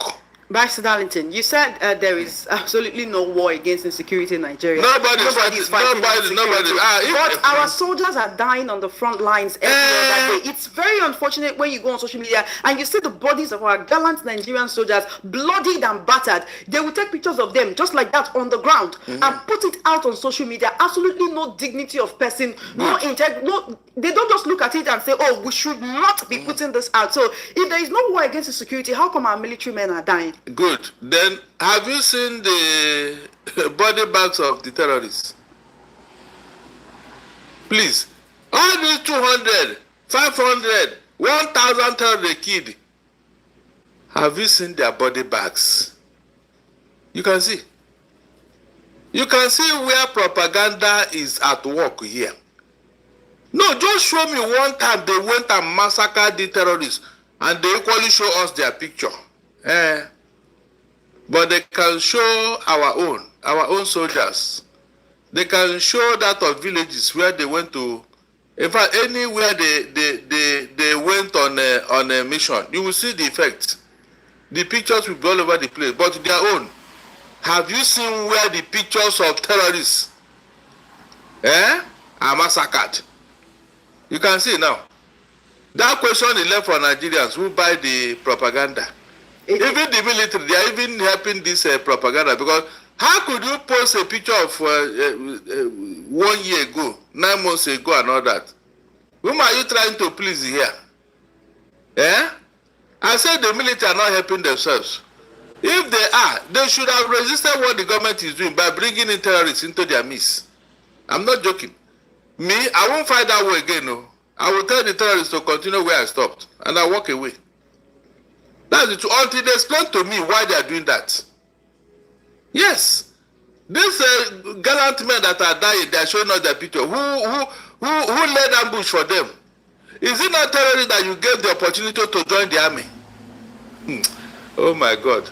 Look, Donald Trump used a mild word when we say we are a disgraced nation. I'm not joking. That word is too mild. It's too... He should have used a better word. Because I have never seen this type of infamy in my life. And then you come out. I said, mention one serious statement the president has made, except to be sending people here and there, as if the people will solve the problem. Meanwhile, the real culprits are still walking about, doing their thing. Look at the kidnapping again today. Is that not true? Let the president come out and make a statement. We told the Ghana to go. Ghana must go under Shagari. Is that not true? Tinubu tell terrorists to go. Tinubu tell terrorists to go. That is the first thing to do. You believe that the current administration is not just treating insecurity with kid gloves, but also romancing these terrorists? Is it not obvious? Do we need to say it? I just told you, have you seen? Look at how Donald Trump came out and said, it will not happen. It will not happen. It will not happen for anybody to be killing their Christian community. He said it. What has Tinubu said, except to be sending people here and there, as if these are the issue? The real people you're supposed to confront are here, and you are sending people all over the place. Why is the president afraid? Afraid of terrorists. How can the president be afraid of terrorists? First of all, he's heavily protected. I don't know if you saw the convoy of the Minister of Defense, Bello Matawale, the other day. This convoy consisted of nothing less than at least, I counted 20 vehicles, both buses, Hilux vans, and others. Now, while we're talking about this, insecurity seems to be coming closer to home for the APC. But maybe, I don't know if I said these people are indispensable, because while this is happening in Kebbi State, we've not heard that the president has sent anybody to Kebbi, but he sent Vice President Shetima to Kogi State to welcome political decampees. That is people who are leaving other parties to come to the APC. On Saturday, there was a very tragic report that an APC chieftain from Zamfara State was murdered by these bandits, right? He was returning from a political rally. That rally was attended by the Minister of State for Defense, Bello Matawale, in Zamfara State. The assailants blocked him on the highway and they shot him dead while he was traveling from Zamfara to Kaduna State. 3 of his other friends survived this attack. This is someone who was coming from a meeting with the Minister of State for Defense, who has continually told us that insecurity is not as bad as we make it seem. Now, while we're talking about insecurity as a situation on its own, there is also the claims of an alleged Christian genocide in Nigeria. The United States Congress is beginning a full-scale probe into these killings. This was after U.S. President Donald Trump designated Nigeria as a country of particular concern, rather. Now, if this is ratified and agreed to by the U.S. Senate, the U.S. will impose sanctions on some Nigerian officials who are found complicit in religious persecution. It will limit some certain forms of bilateral assistance that the U.S. should render to Nigerians. But here is the thing. This conversation became more prominent because the U.S. president talked about it. If the U.S. president did not talk about it, will Nigerians continue to look away? Will the Christian Fellowship of Nigeria continue to look away? Will the Christian Association of Nigeria continue to look away? We only have a few Christians, a few Nigerian Christians, a few Nigerians actually, whether in the north or in other regions of the country, who have been talking about this situation. And the question is not that of a Christian genocide, but are people dying? Whether it's a Christian genocide or a Muslim genocide or a traditional worshippers genocide, the fact remains that Nigerians are dying in ways that they should not. How exactly can the government show us that they are serious about curbing insecurity, reducing it to the barest minimum, so that we do not have Nigerians and people on the international scene continue to talk about this Islamization agenda, so that the government of President Bola Tinubu can redeem itself? We know insecurity did not start with this administration, but for the longest time, President Tinubu has been a political godfather. Many people believe he knows what to do when it comes to politics. But what about governance? What about the well-being of Nigerians? He's not interested in all those. He is not interested. In fact, Tinubu is just trying to manage and finish his second term, and he will leave. There is no political will here. I've just told you here. Please, have you seen any day Tinubu frowned at any killing and mentioned the name of the killers and said, look, I am giving you 24 hours to leave Nigeria? Call out their names. From Iswapo to Fulani herdsmen killers to Boko Haram to bandits. Have you seen Tinubu mention their name from his mouth one day? The problem for you is that he's not mentioning their names. He does not call it when you said the president is not interested in fighting insecurity, which is why I'm trying to tell you ways in which he has actually tried to show that he's curbing this, is trying to solve this insecurity. In what way? Recently, the president sent a peace emissary to Plateau State, told you that, so that they can actually broker peace between warring communities, Christian leaders, Fulani leaders, to ensure that there is no farmer-header clash, there is no allegations of Christian genocide, there is nothing to show that people are actually being killed, so that once peace is brokered, we will no longer hear about killings and you see, and I gave you an example of what happened when Obasanjo was in office. The same Plateau, if there was even a curfew after a mass killing, is that not true? The peace they made that, what happened to it, that it has become worse now? Means that you don't even understand what is going on here. You don't make peace with terrorists. Anywhere in the world, they have never worked. They will just beat their time, later they will resume. How many peace agreements have Toju Bello made with the Katsina people? What happened to the peace agreement? They don't know what is called peace. That is not their job. The job of a terrorist is what? To inflict pain, to bring fear on you, to eat with violence. So when they now make peace, their job don't knock now. If a terrorist now make peace with you, what will he be doing? Tell me, what will he be doing? His business is to grab anything aside, kill anything aside, bring violence, bring fear.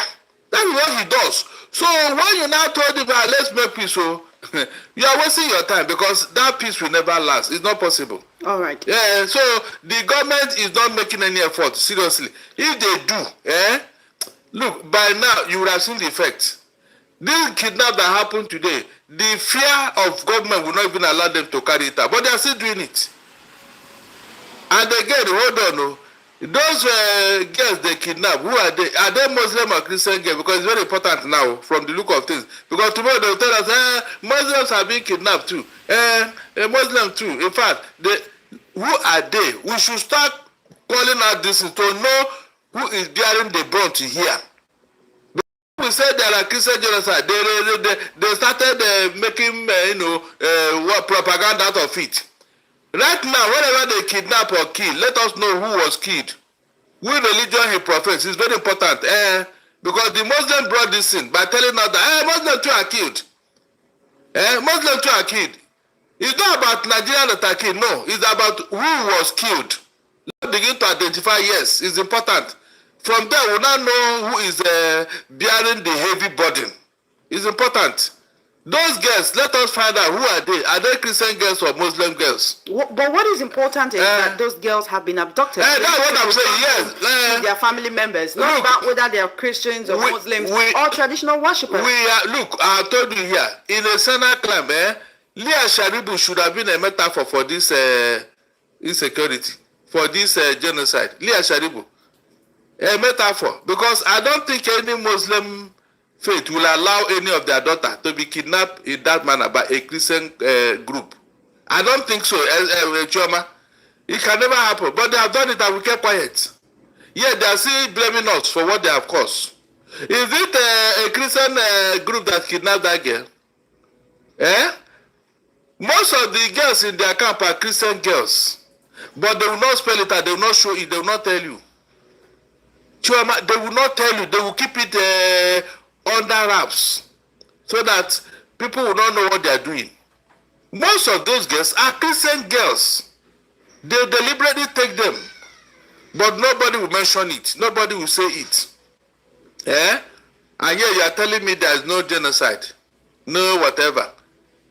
No, tell me, how can a Muslim kidnap a Muslim girl or a Fulani kidnap a Fulani girl? How can that happen? We've seen, we have actually seen that these people don't care. They don't care about your religion. Look, in this particular issue, they're just interested in sharing. So we should actually look at how to curb it and not about. I am telling you the truth. Look, because of what is happening now, I am telling the Christian community to be watchful.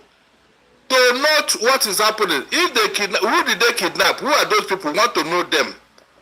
So when we know them, what do you want to do? It will help the Christian community to do? It will help us to call out those who did it. Yes, that you are kidnapping our girls. We're already calling them out. No, we are not. They cannot talk when girls were kidnapped. They cannot talk when Dachi girls were kidnapped. They cannot speak for Leah Sharibu. They did not talk enough. They did not speak enough. They did not do what they ought to do. That's why it has continued. What do you expect them to do that they did not do? You want them to take all the schools that have been hitting. Is it not a Christian girl that they always take away? From Dapchi to what's that? The first school, Dapchi girl to these other girls. The first girl they kidnapped under Jonathan. Chibok girls. Who were the girls in that schools? No, are they not mainly Christian girls? Because tomorrow they will tell you, Muslim girls are being kidnapped, but nobody will show up the Muslim girl. Nobody. You can see the deceit here. I saw a picture, or I saw an old picture of some of the girls who attend that school, and they were wearing hijabs. If that is what you want to hear, but when you say he's not speaking up, they're not. What do you want them to do? You want them to carry weapons. You want them to carry guns. They are conscripted, and they put the hijab on them, just like Leah Sharibu. You can't say that. What are you saying? I'm talking about a picture of the girls in the school. The terrorists have not released a picture of those girls, right? I'm talking about a picture of the girls in their school, like in their school uniform, and they were wearing hijabs, red and white. Then they were wearing hijabs, right? So it's not as if the terrorists have released a picture of them. You know hold on, that they told you they kidnapped? Can you identify them? If Leah Sharibu parents see her now, can they identify her? Do you think she's wearing her Christian clothes in that camp? Please set yourself. Have they not renamed her recreated her, rebrand her to their own taste. And what will the poor girl do? Will she refuse? All of them must comply to what they want. That's the truth. They cannot be wearing Christian clothes all over the place in their camp. It's not possible. They will make them look like Muslim girls. That's it. Is there even anything like Christian clothes? Let's not digress from the main matter. I'm asking you again, what is it that you expect Khan to do that they are not doing? Because when you say Khan is not speaking enough, they're not doing enough. Look, we're having a conversation on the 12 p.m. news on TV today, and you said that the Christian community should also be able to take up arms. So we should now have a Christian versus Muslim fight. Hold on, let me tell you. The best form of defense is to attack. Look, these people have insulted us so much. They don't have any regard or respect for your religion. They don't look down on you. They talk down on you. They behave. In fact, it got worse with Tinubu's wife. After that incident, I now believe that yes, these people have an agenda. A whole first lady of the Federal Republic of Nigeria, they talk down on her in such a manner. Who are you? Who are you? That will tell you their mindset, because it's from the heart that the mouth speaks. These people, the Christian community in Nigeria it irritates them. When they see Christians, it makes them boil with anger. They don't want to see you as a Christian. If they can stimulate you today, they are going to do it.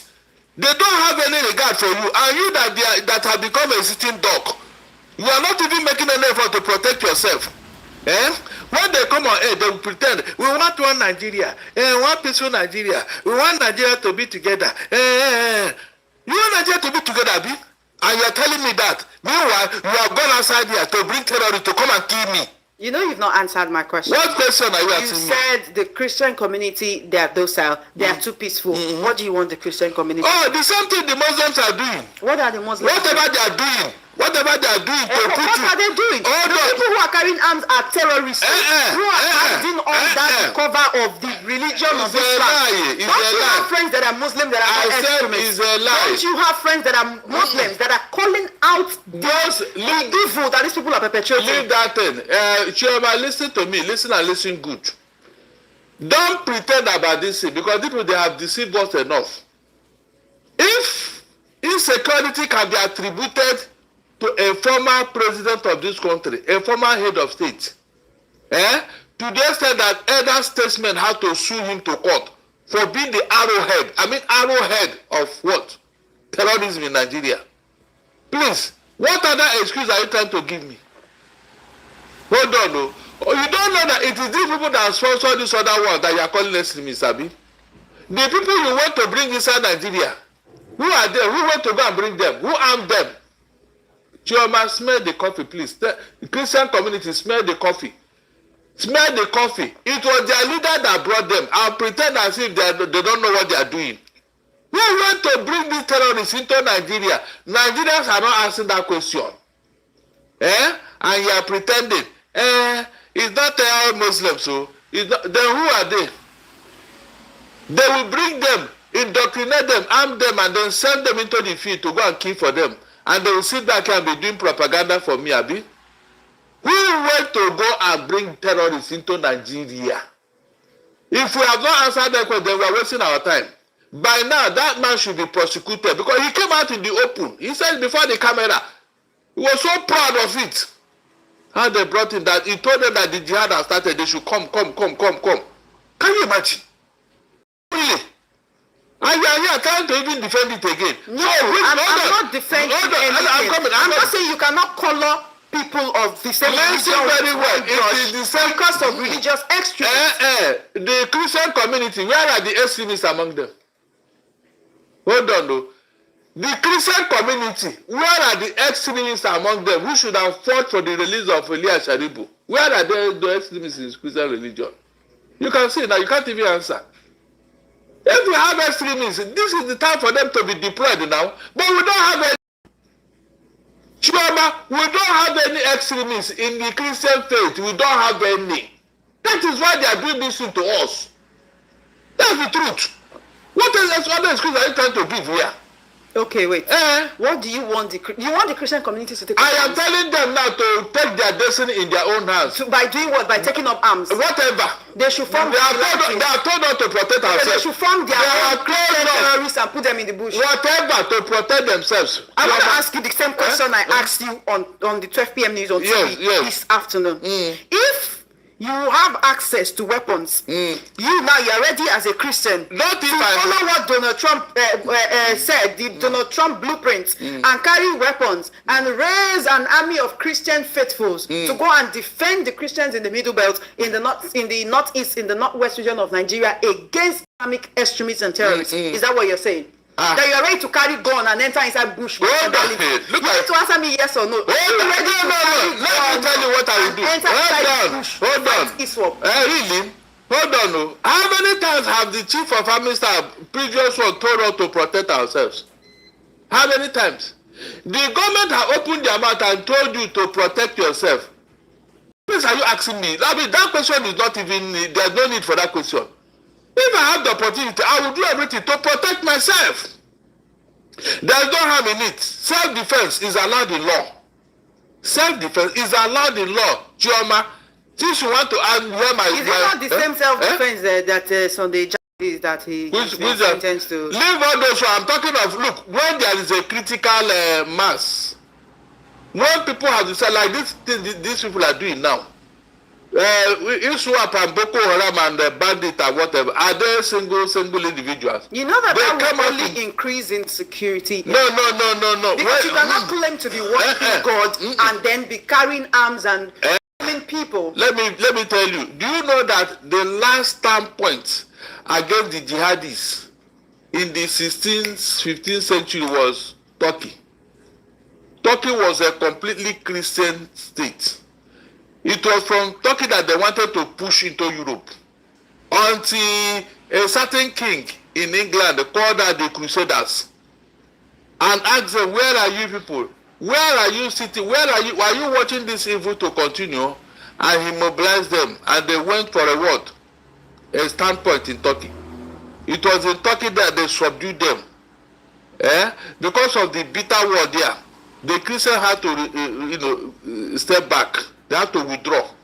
And these people took over Turkey. And look at what they are made of Turkey. All the Christian monuments there, they have destroyed all of them. That is the truth. So, these guys, they have started with violence. They don't stop. That is their modus operandi. Don't deceive yourself. Okay, ask yourself, this insecurity today in Nigeria, what was the reason? Chioma, what are they fighting for? We know what IPOB is fighting for. We understand. They are not making mistakes. Boko Haram started by saying that Western education is... No. That was the deceit. Chioma, that was the deceit. Today now, these other people that followed them and came into Nigeria, what are they looking for? They too, they are getting Western education, Abi. Meanwhile, everything they are using, all the technology they are using, they are the product of Western education. Did you see the deceit? Have you seen what is going on that Nigerians are not asking questions? You say you don't like Western education. The gun you are using, is it a Muslim gun? No, the technology are producing, is it a Muslim technology? All the things they are doing with this terrorism, is it a Muslim technology? No, tell me, can you see? And yet they are telling me no, it is a cover-up. They are using it as a means to achieve their... The real purpose is to take over Nigeria like every other thing they do. Wherever they go, they dominate. Because it started in 1804 when these people came in here. And like play. Look at the whole north now. Is that not what happened? So they want to use the same template on the rest of Nigeria. That's why they are spreading. That's why initially they told you it was what's it called? Cattle. They don't have grazing land. Are you serious? Chioma, somebody came from the north and told you that they don't have a grazing land in the north. Meanwhile, Niger State alone is of the entire southwest. Maybe you didn't hear me very well. Southwest, that have 6 states inside it. Southwest region. Niger State, is the size of this Southwest, Niger State. Please, what cattle do you want to rear there? And it's even a temperate region. You can see deceit. When they put out all this propaganda, why don't you interrogate it? Ask questions. Well, it's the questions that we are asking. Yes, we are not asking the questions right now. Look, the Christian community, they are very docile. I'm not joking. I told out all the pastors here. Let me see any of them that will come and make noise that I say God told him. The pastors have been talking. Talking to what? Talking to what? Have been talking. Talking to what? Quite a number of pastors. Talking to what? When they threatened Tinubu's wife here as a Christian, what did any of them do? Nobody uttered a word. They should have come out and said, look, if anything happened to our daughter, if anything, they should have come out and challenged them. What kind of stupid statement is that? Nobody uttered a word because that lady is a Christian. She's not on her own. Even her husband couldn't protect her. And you are telling me talking. What are they talking? They should have come out and issued their own counter tell that look, if anything happened to Oluremi Tinubu, they will see Christians in the other side of them. But nobody said anything. Chioma. You're talking like you really expect Nigerian Christians to take up arms. And I'm showing you how that can lead to an worse problem. We are saying we have a proliferation of non-state actors carrying arms and killing Nigerians. And you are saying that the solution to that is to have more non-state actors with weapons in their arms.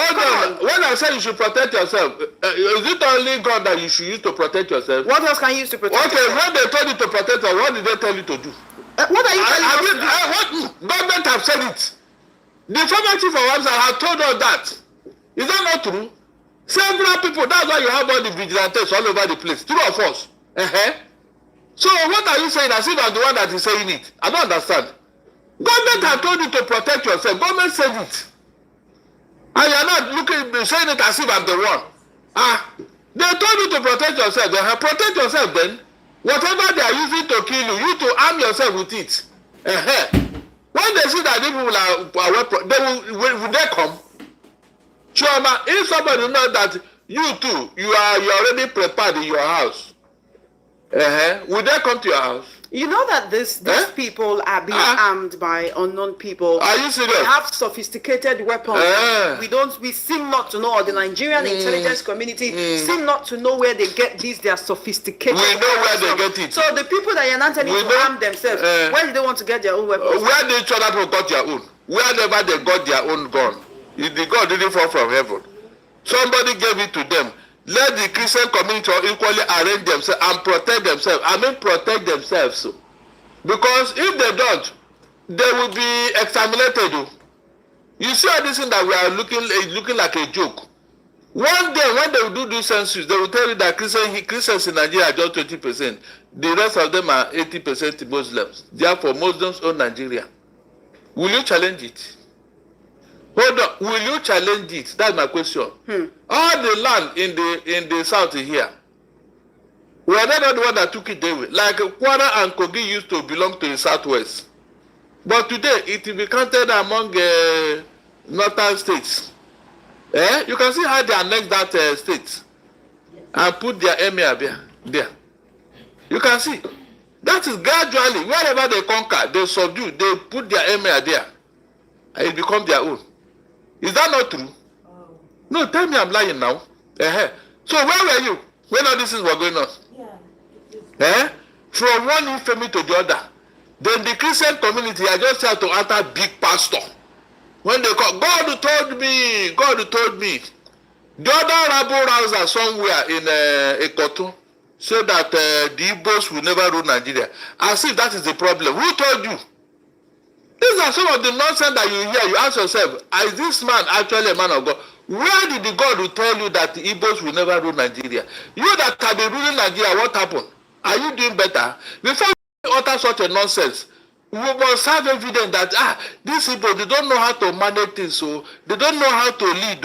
You know, it is on record that in the First Republic, when Nigeria had independence and before Nigeria had independence, when the Igbos were in charge of all the institutions, Nigeria was the fastest growing economy in the whole world. All right, then I'll need you to hold that thought. We need to go for a very what short are you break. not telling me? These are things that you people tolerate. When a Christian clergy is making this type of against people. Barrister Darlington, we need to go on a very short break. When we return, we'll continue the conversation. You are listening to the Evening Rush right here on Voice of the People 90.3 FM. We'll take a very short break and return with more on the conversation.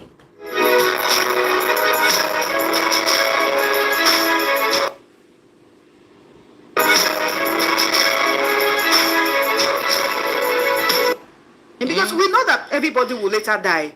Nobody lives forever. But it's one thing to have life brutally snatched away from you when you're not ready to die. When the people around you are not ready to say goodbye to you. So this is something that we need to curb. The Nigerian government needs to be more serious about tackling insecurity, because it is a cankerworm that is eating deep into the fabric of the Nigerian society. There should never be a point we get to where we are so disengaged from the headlines. You hear 25 people killed, 30 people murdered, 27 people butchered, and it's so normal because we are in the Southwest. You think it will not get to you.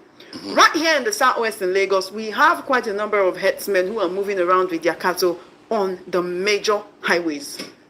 That is, you'll be dragging the road with cows. On the streets, you see cow dung. You see, sometimes children cannot even, walk by because they are scared of these big cows. And we've been talking about ranching for a while because some people blame Fulani herdsmen for the attacks. We talk about Fulani herdsmen, we talk about ISWAP, we talk about Boko Haram, we talk about bandits. But whatever name we call these people, the fact remains that Nigerians are being terrorized. So now we know what the problem is. Let's talk solutions. Quite a number of people have accused you, Barrister Darlington, of being against this administration, talking against this administration. Now, I'm not saying you should try to prove anything to anybody, but let's talk solutions. Solutions that can work. If you were to profess solutions to this administration, what would you see the deceit. When Buhari included 940 million naira in our 2016 budget, and we cried out, he said he want to use it to build ranches so that there will be no farmer-header clash. Eventually, we said, okay, no problem. If that will solve the problem, we'll use the money. Throughout Buhari's 8 years until he left, please, did you see one single ranch built anywhere? Have you seen that solution which we prefer that nobody listened to? They told us that if they build ranches, everything, in fact, it will be settled. There will be no more clinical, Rather, at the end of that year, when we now saw Fulani herdsmen carrying gun, AK-47, we start asking questions. Come, where did they get money to buy AK-47? All of them, all of a sudden. Till today, we didn't see ranch, we didn't see our money. And nobody asked question.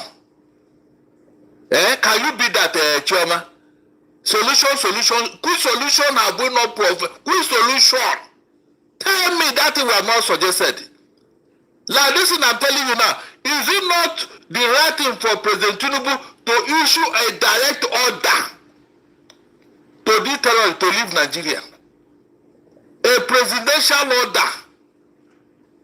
And then give the military marching order. If you see anybody in the Nigerian space carrying gun and is not a force man, shoot him aside. Can't such order be given and be carried out? No, tell me, is that not a solution? A former Nepal president, when he was campaigning, he said, look, these people that are using his country as a drug route, he will deal with them when he gets into office. Of course, because of that, the people voted him in. 2 days after this man got into office, he put on his military fatigue and selected the well-disciplined soldiers, and they entered the den of these drug pushers. The man was shooting from all cylinder. These drug pushers, they ran away from their country without their shoes on. It's on record. Philippines. That is how to be intentional about fighting the MNS. But since these people came into office, APC, they've been pampering these people. Look at what even the military are complaining that the bandit and terror they captured, they bring them back into the to come and kill them. Look at what does that tell you, Esther? I mean, Chioma. Is that a solution to a problem? Was there any time I suggested such a thing that when you capture this bandit to bring them into the society, into the military? Are you solving the problem here? Eh? Meanwhile, America even captured them and kept them somewhere. Guantanamo Bay. All these notorious terrorists all over the world, they go and put them there. Up to today, they are there. That camp is still there. Do we have any of such in here? Now they bring them back into the society, into our military, endanger their life. And you are telling me solution? They don't know. They don't want to solve this problem. Forget it. They don't. The government of Nigeria don't want to solve it. From this testimony by soldiers in the field, what other evidence are you looking for? You know, we have a Minister of Defense, we have a Minister of State for Defense, we have a National Security Advisor, we have the service chiefs, and all of these people. You know, someone actually just sent a message saying, what kind of advice is the NSA and others giving to the president? No, you are calling me. I'm the one to advise him, Abi. They'll ask me, they'll call me a bloody civilian. What do I know about military? You that know about the military, what are you doing? That was why you were appointed. What are we getting as a result of appointing all these people? What is the result? Look at the money was over 22 trillion. 22 trillion naira, our money, given to the military to fight insecurity, yet no result. Chioma, no result. And you are here asking me solution. Which solution have I not offered at one point or the other? Did anybody listen to me? No, tell me. All the things they promised us when they were campaigning, and I was there saying, no, it can't work. These people are deceiving us. Is that not where they branded me all sorts of names? I am a pessimist. I don't see anything good in God. Tell me that thing that is good that I did not recognize here. Chioma, mention one good thing they have done that I did not recognize. So you want me to be a good citizen? When they lie to me, I say yes, it's true. It's true. Yes. That is that. In fact, now it's around 8 something. I'll say no. No. When they tell you that it's still money, I say yes, it's true. The government said that it is still money. Why will you doubt it? That when you be a good boy. When they told you that a man gave birth in one hospital, you say, as long as the government said it's true, yes, it's true. Even when you do not see it. So whatever they tell you, you agree. But when they tell me I will disagree, I will interrogate it. Is that not the difference here? Is that not why I'm a bad boy? If it is why I'm a bad boy, look, I want to be bad boy 100 times, so it doesn't matter. Don't tell me that thing they have done so well that, yes, I refuse to acknowledge. Mention it. You can see. But because they have deceived many Nigerians, that is why nobody is asking question. And I ask again, why is it that President Tinubu cannot make a direct order against these people? You terrorists, either you are ISWAP, Boko Haram, bandit, or Fulani killer herdsmen, I am giving you 2 hours to leave Benue and Plateau villages. Because if you had your own village, go back there. If you have anyone, don't come and occupy people's ancestral home. And then the people now run into IDP camp. Can't the President Tinubu make such an order? If they occupy his own house in Bodilon, will he keep quiet? No, tell me, will he keep quiet? You are telling me they don't know what to do. There is a conspiracy going on here. And it is unfortunate that even the ordinary market women have done that something is wrong somewhere. You know, it is worse when the government is playing pranks and people got to know than when government is doing something and you don't understand what they are doing. But right now, everybody is aware that there is a conspiracy going on here. That is why these people are being pampered. You can't even call them out. But when it is the Southeast, President Tinubu will call out IPOP. He had mentioned IPOP severally in his speech. But these other people, have you heard them mention their name? No, he will not. Tell me if I'm lying. Tell me. So it's not enough that he's issuing marching orders to service chiefs. He has to mention until after ISWAP, until he says go after Boko Haram. That's when you will be happy and listen. When you go to hospital to complain of any ailment, the doctor will first of all ask you to go and do tests, run a test. It is the outcome of that test that will tell you what you are sick from. Is that not true? So when you have not identified the culprit, whom are you chasing?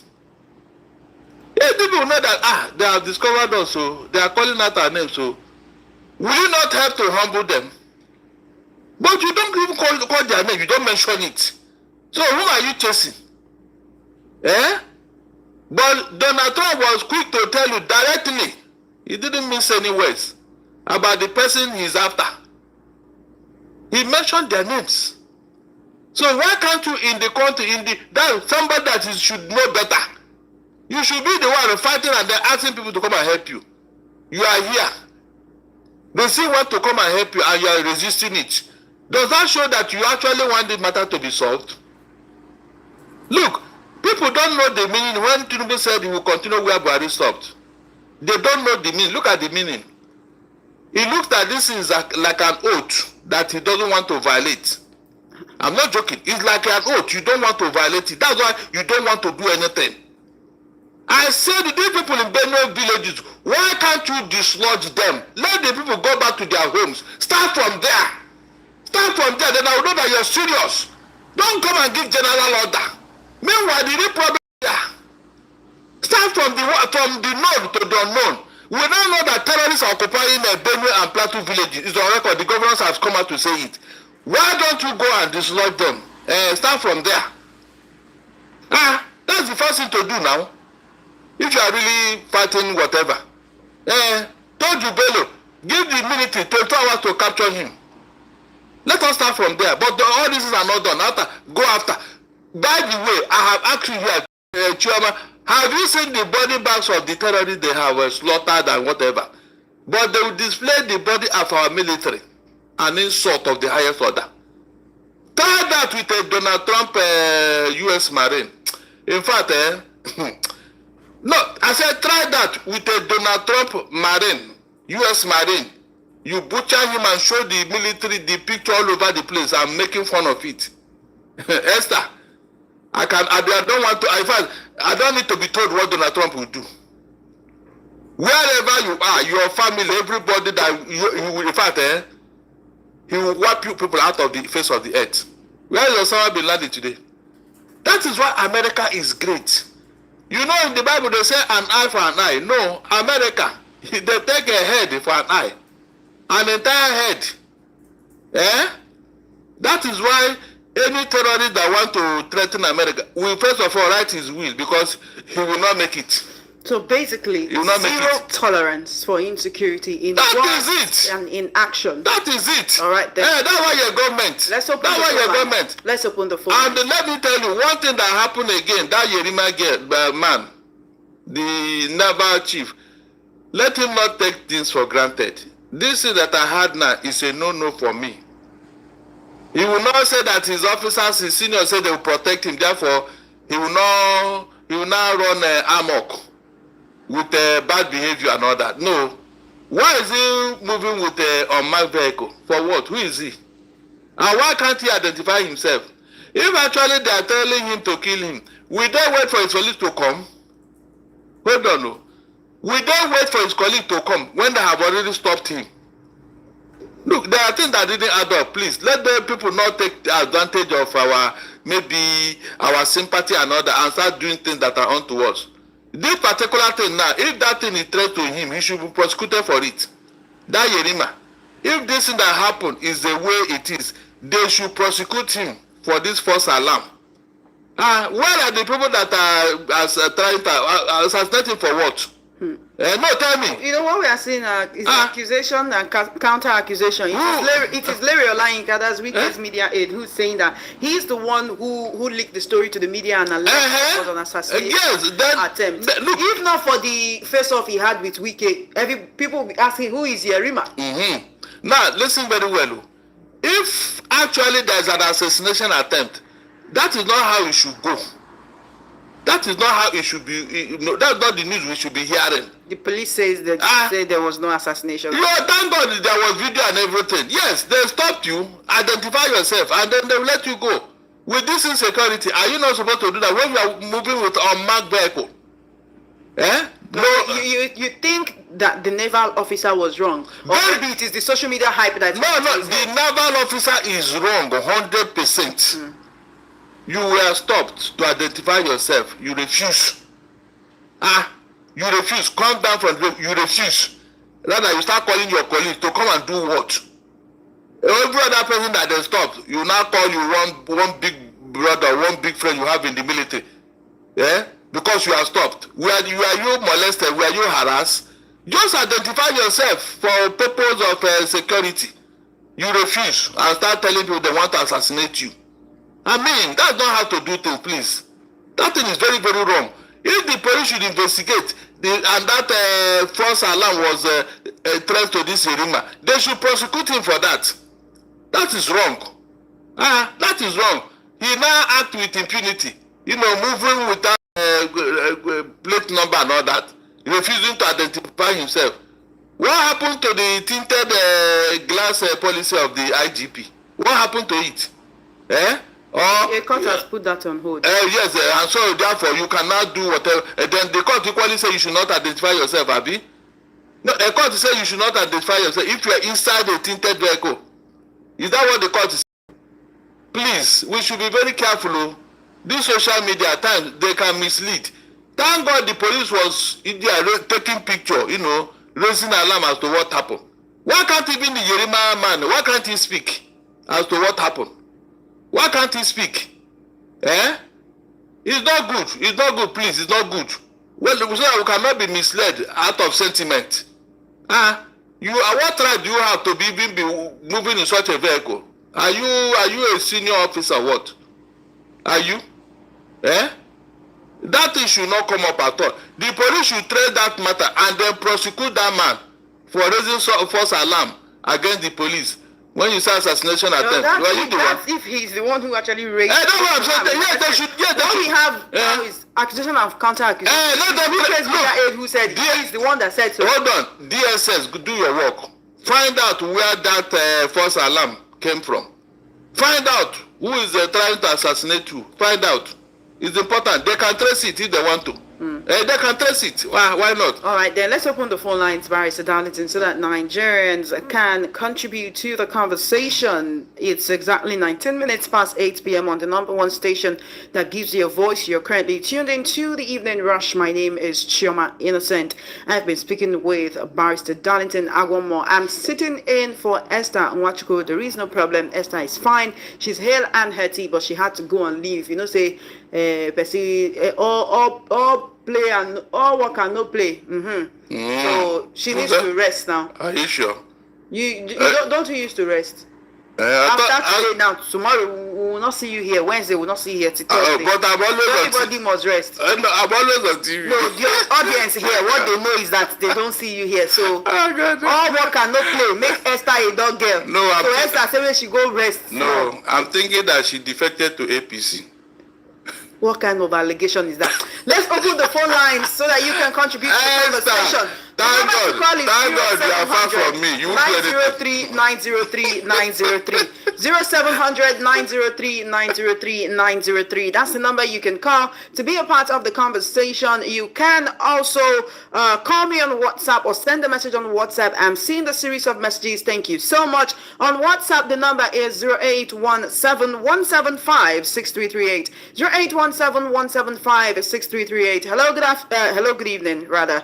Welcome to the Evening Rush. I'm so used to saying good afternoon because I'm usually on the afternoon belt, so bear with me. All right then, how you doing, Remy? So good to hear you. Hello, thank you for holding on.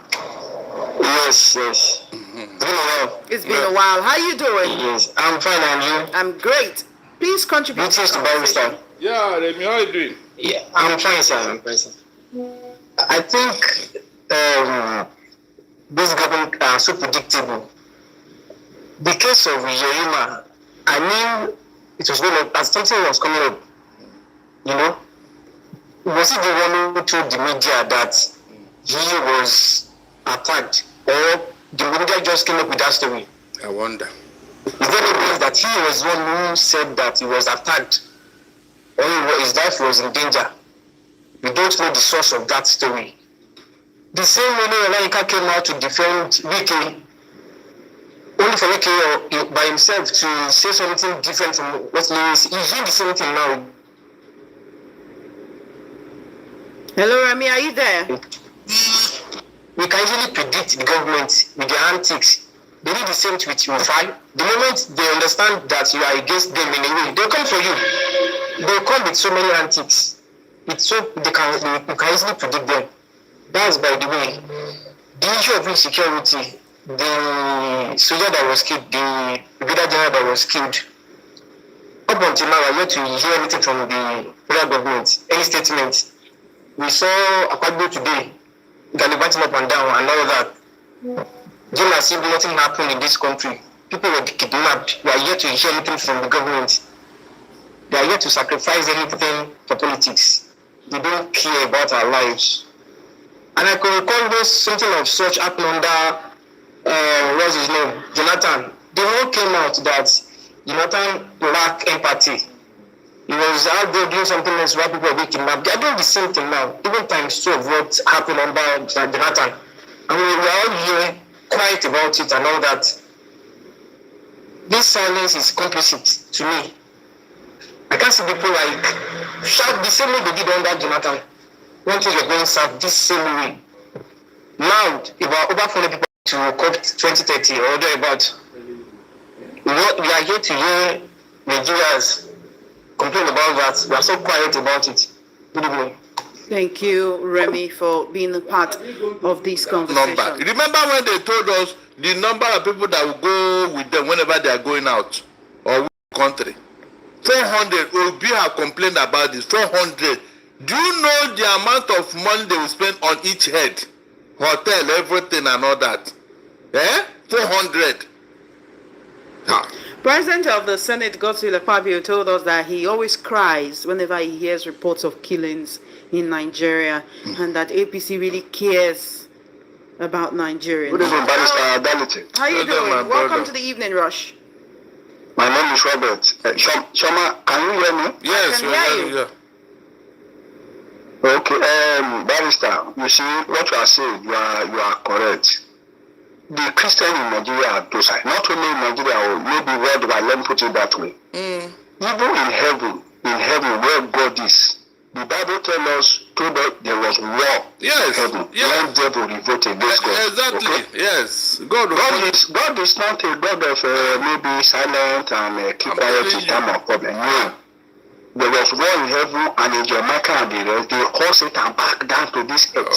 I think it's in the Bible now. It's there. Right? It's there. Yeah, it's there. You imagine if the day Satan revolted against God, if God should keep quiet, say, okay, let me tolerate them, what do you think that will happen in heaven? Do you think Satan will not overthrow? He will be in charge. So, see, let me tell you, the Christians should, even the Israelites that the most choosing race on earth today, among the only ones in this world today, the Israelites are number one. They are not Christian, right? But they are the ones chosen by God according to what we read in the Bible. They fought war. All through their life, they were fighting war everywhere. They are Christian, they are chosen by God.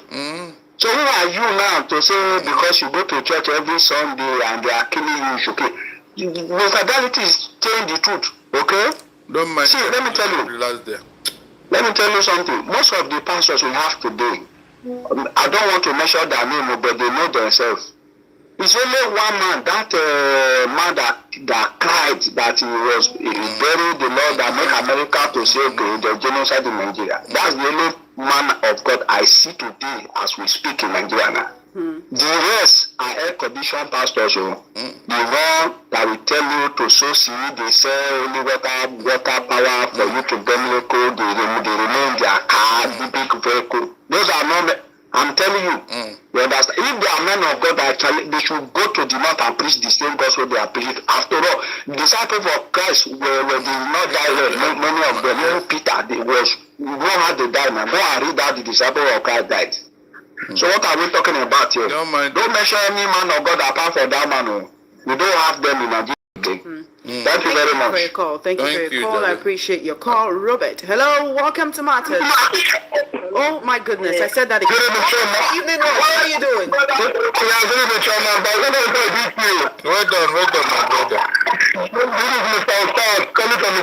Welcome, Mr. Ansaz.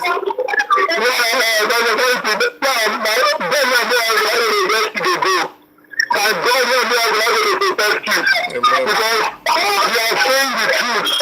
If we especially in this country, even our government, this country will be free. You are really saying the truth. Please, I want the world to know, I would like to know that.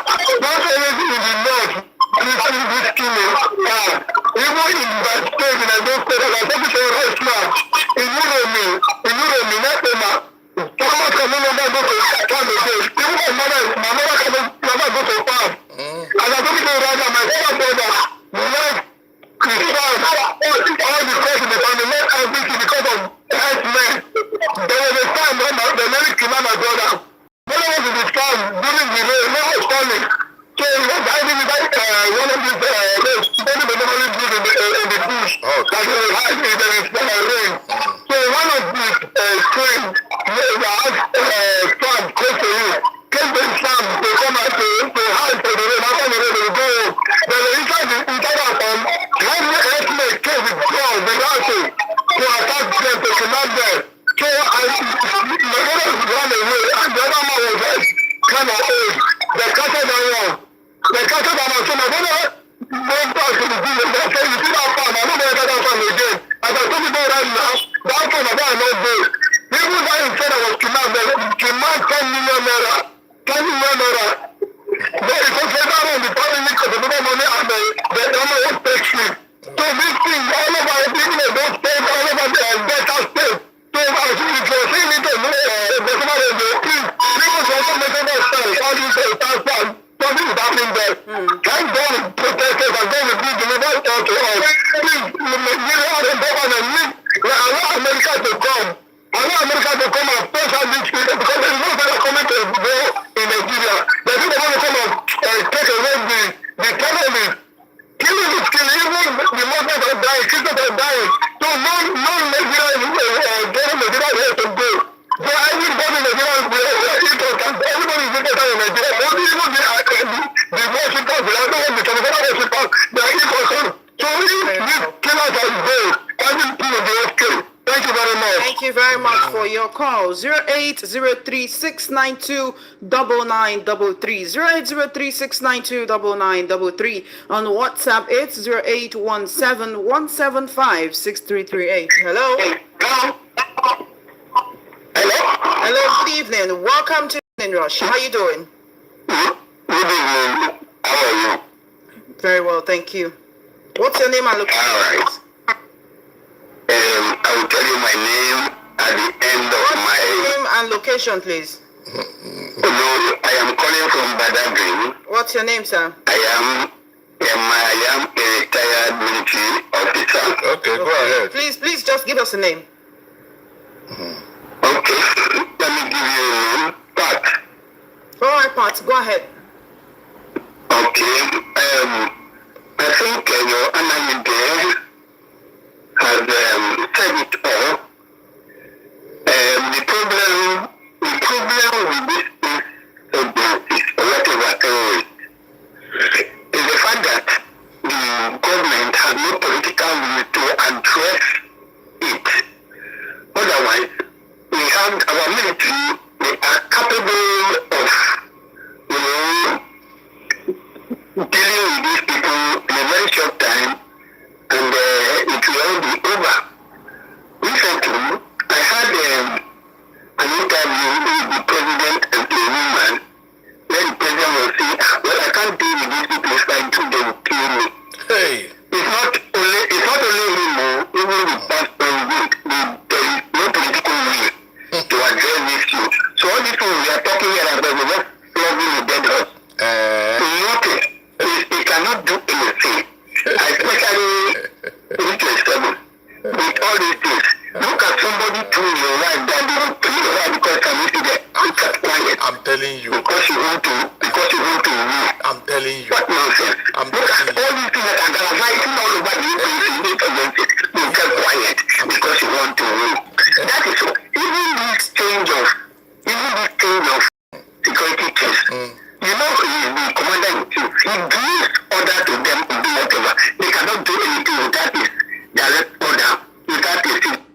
thing is very loud. Guys, I'm going to wrap it up here. It's just questions. You guys can join the other broadcast to listen to the questions.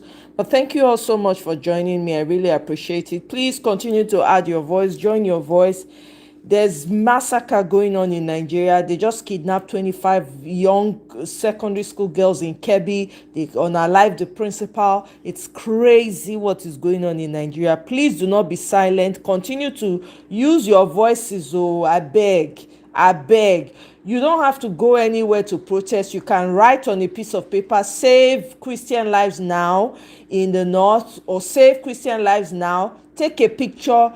Continue to post and share on your social media platforms. This work is not for one person. Please, guys, this is the time for us to unify. And they are just buying anything now. It has exacerbated. Okay, so guys, I'll leave it here for now, and I'll see you guys on my next one. Thank you.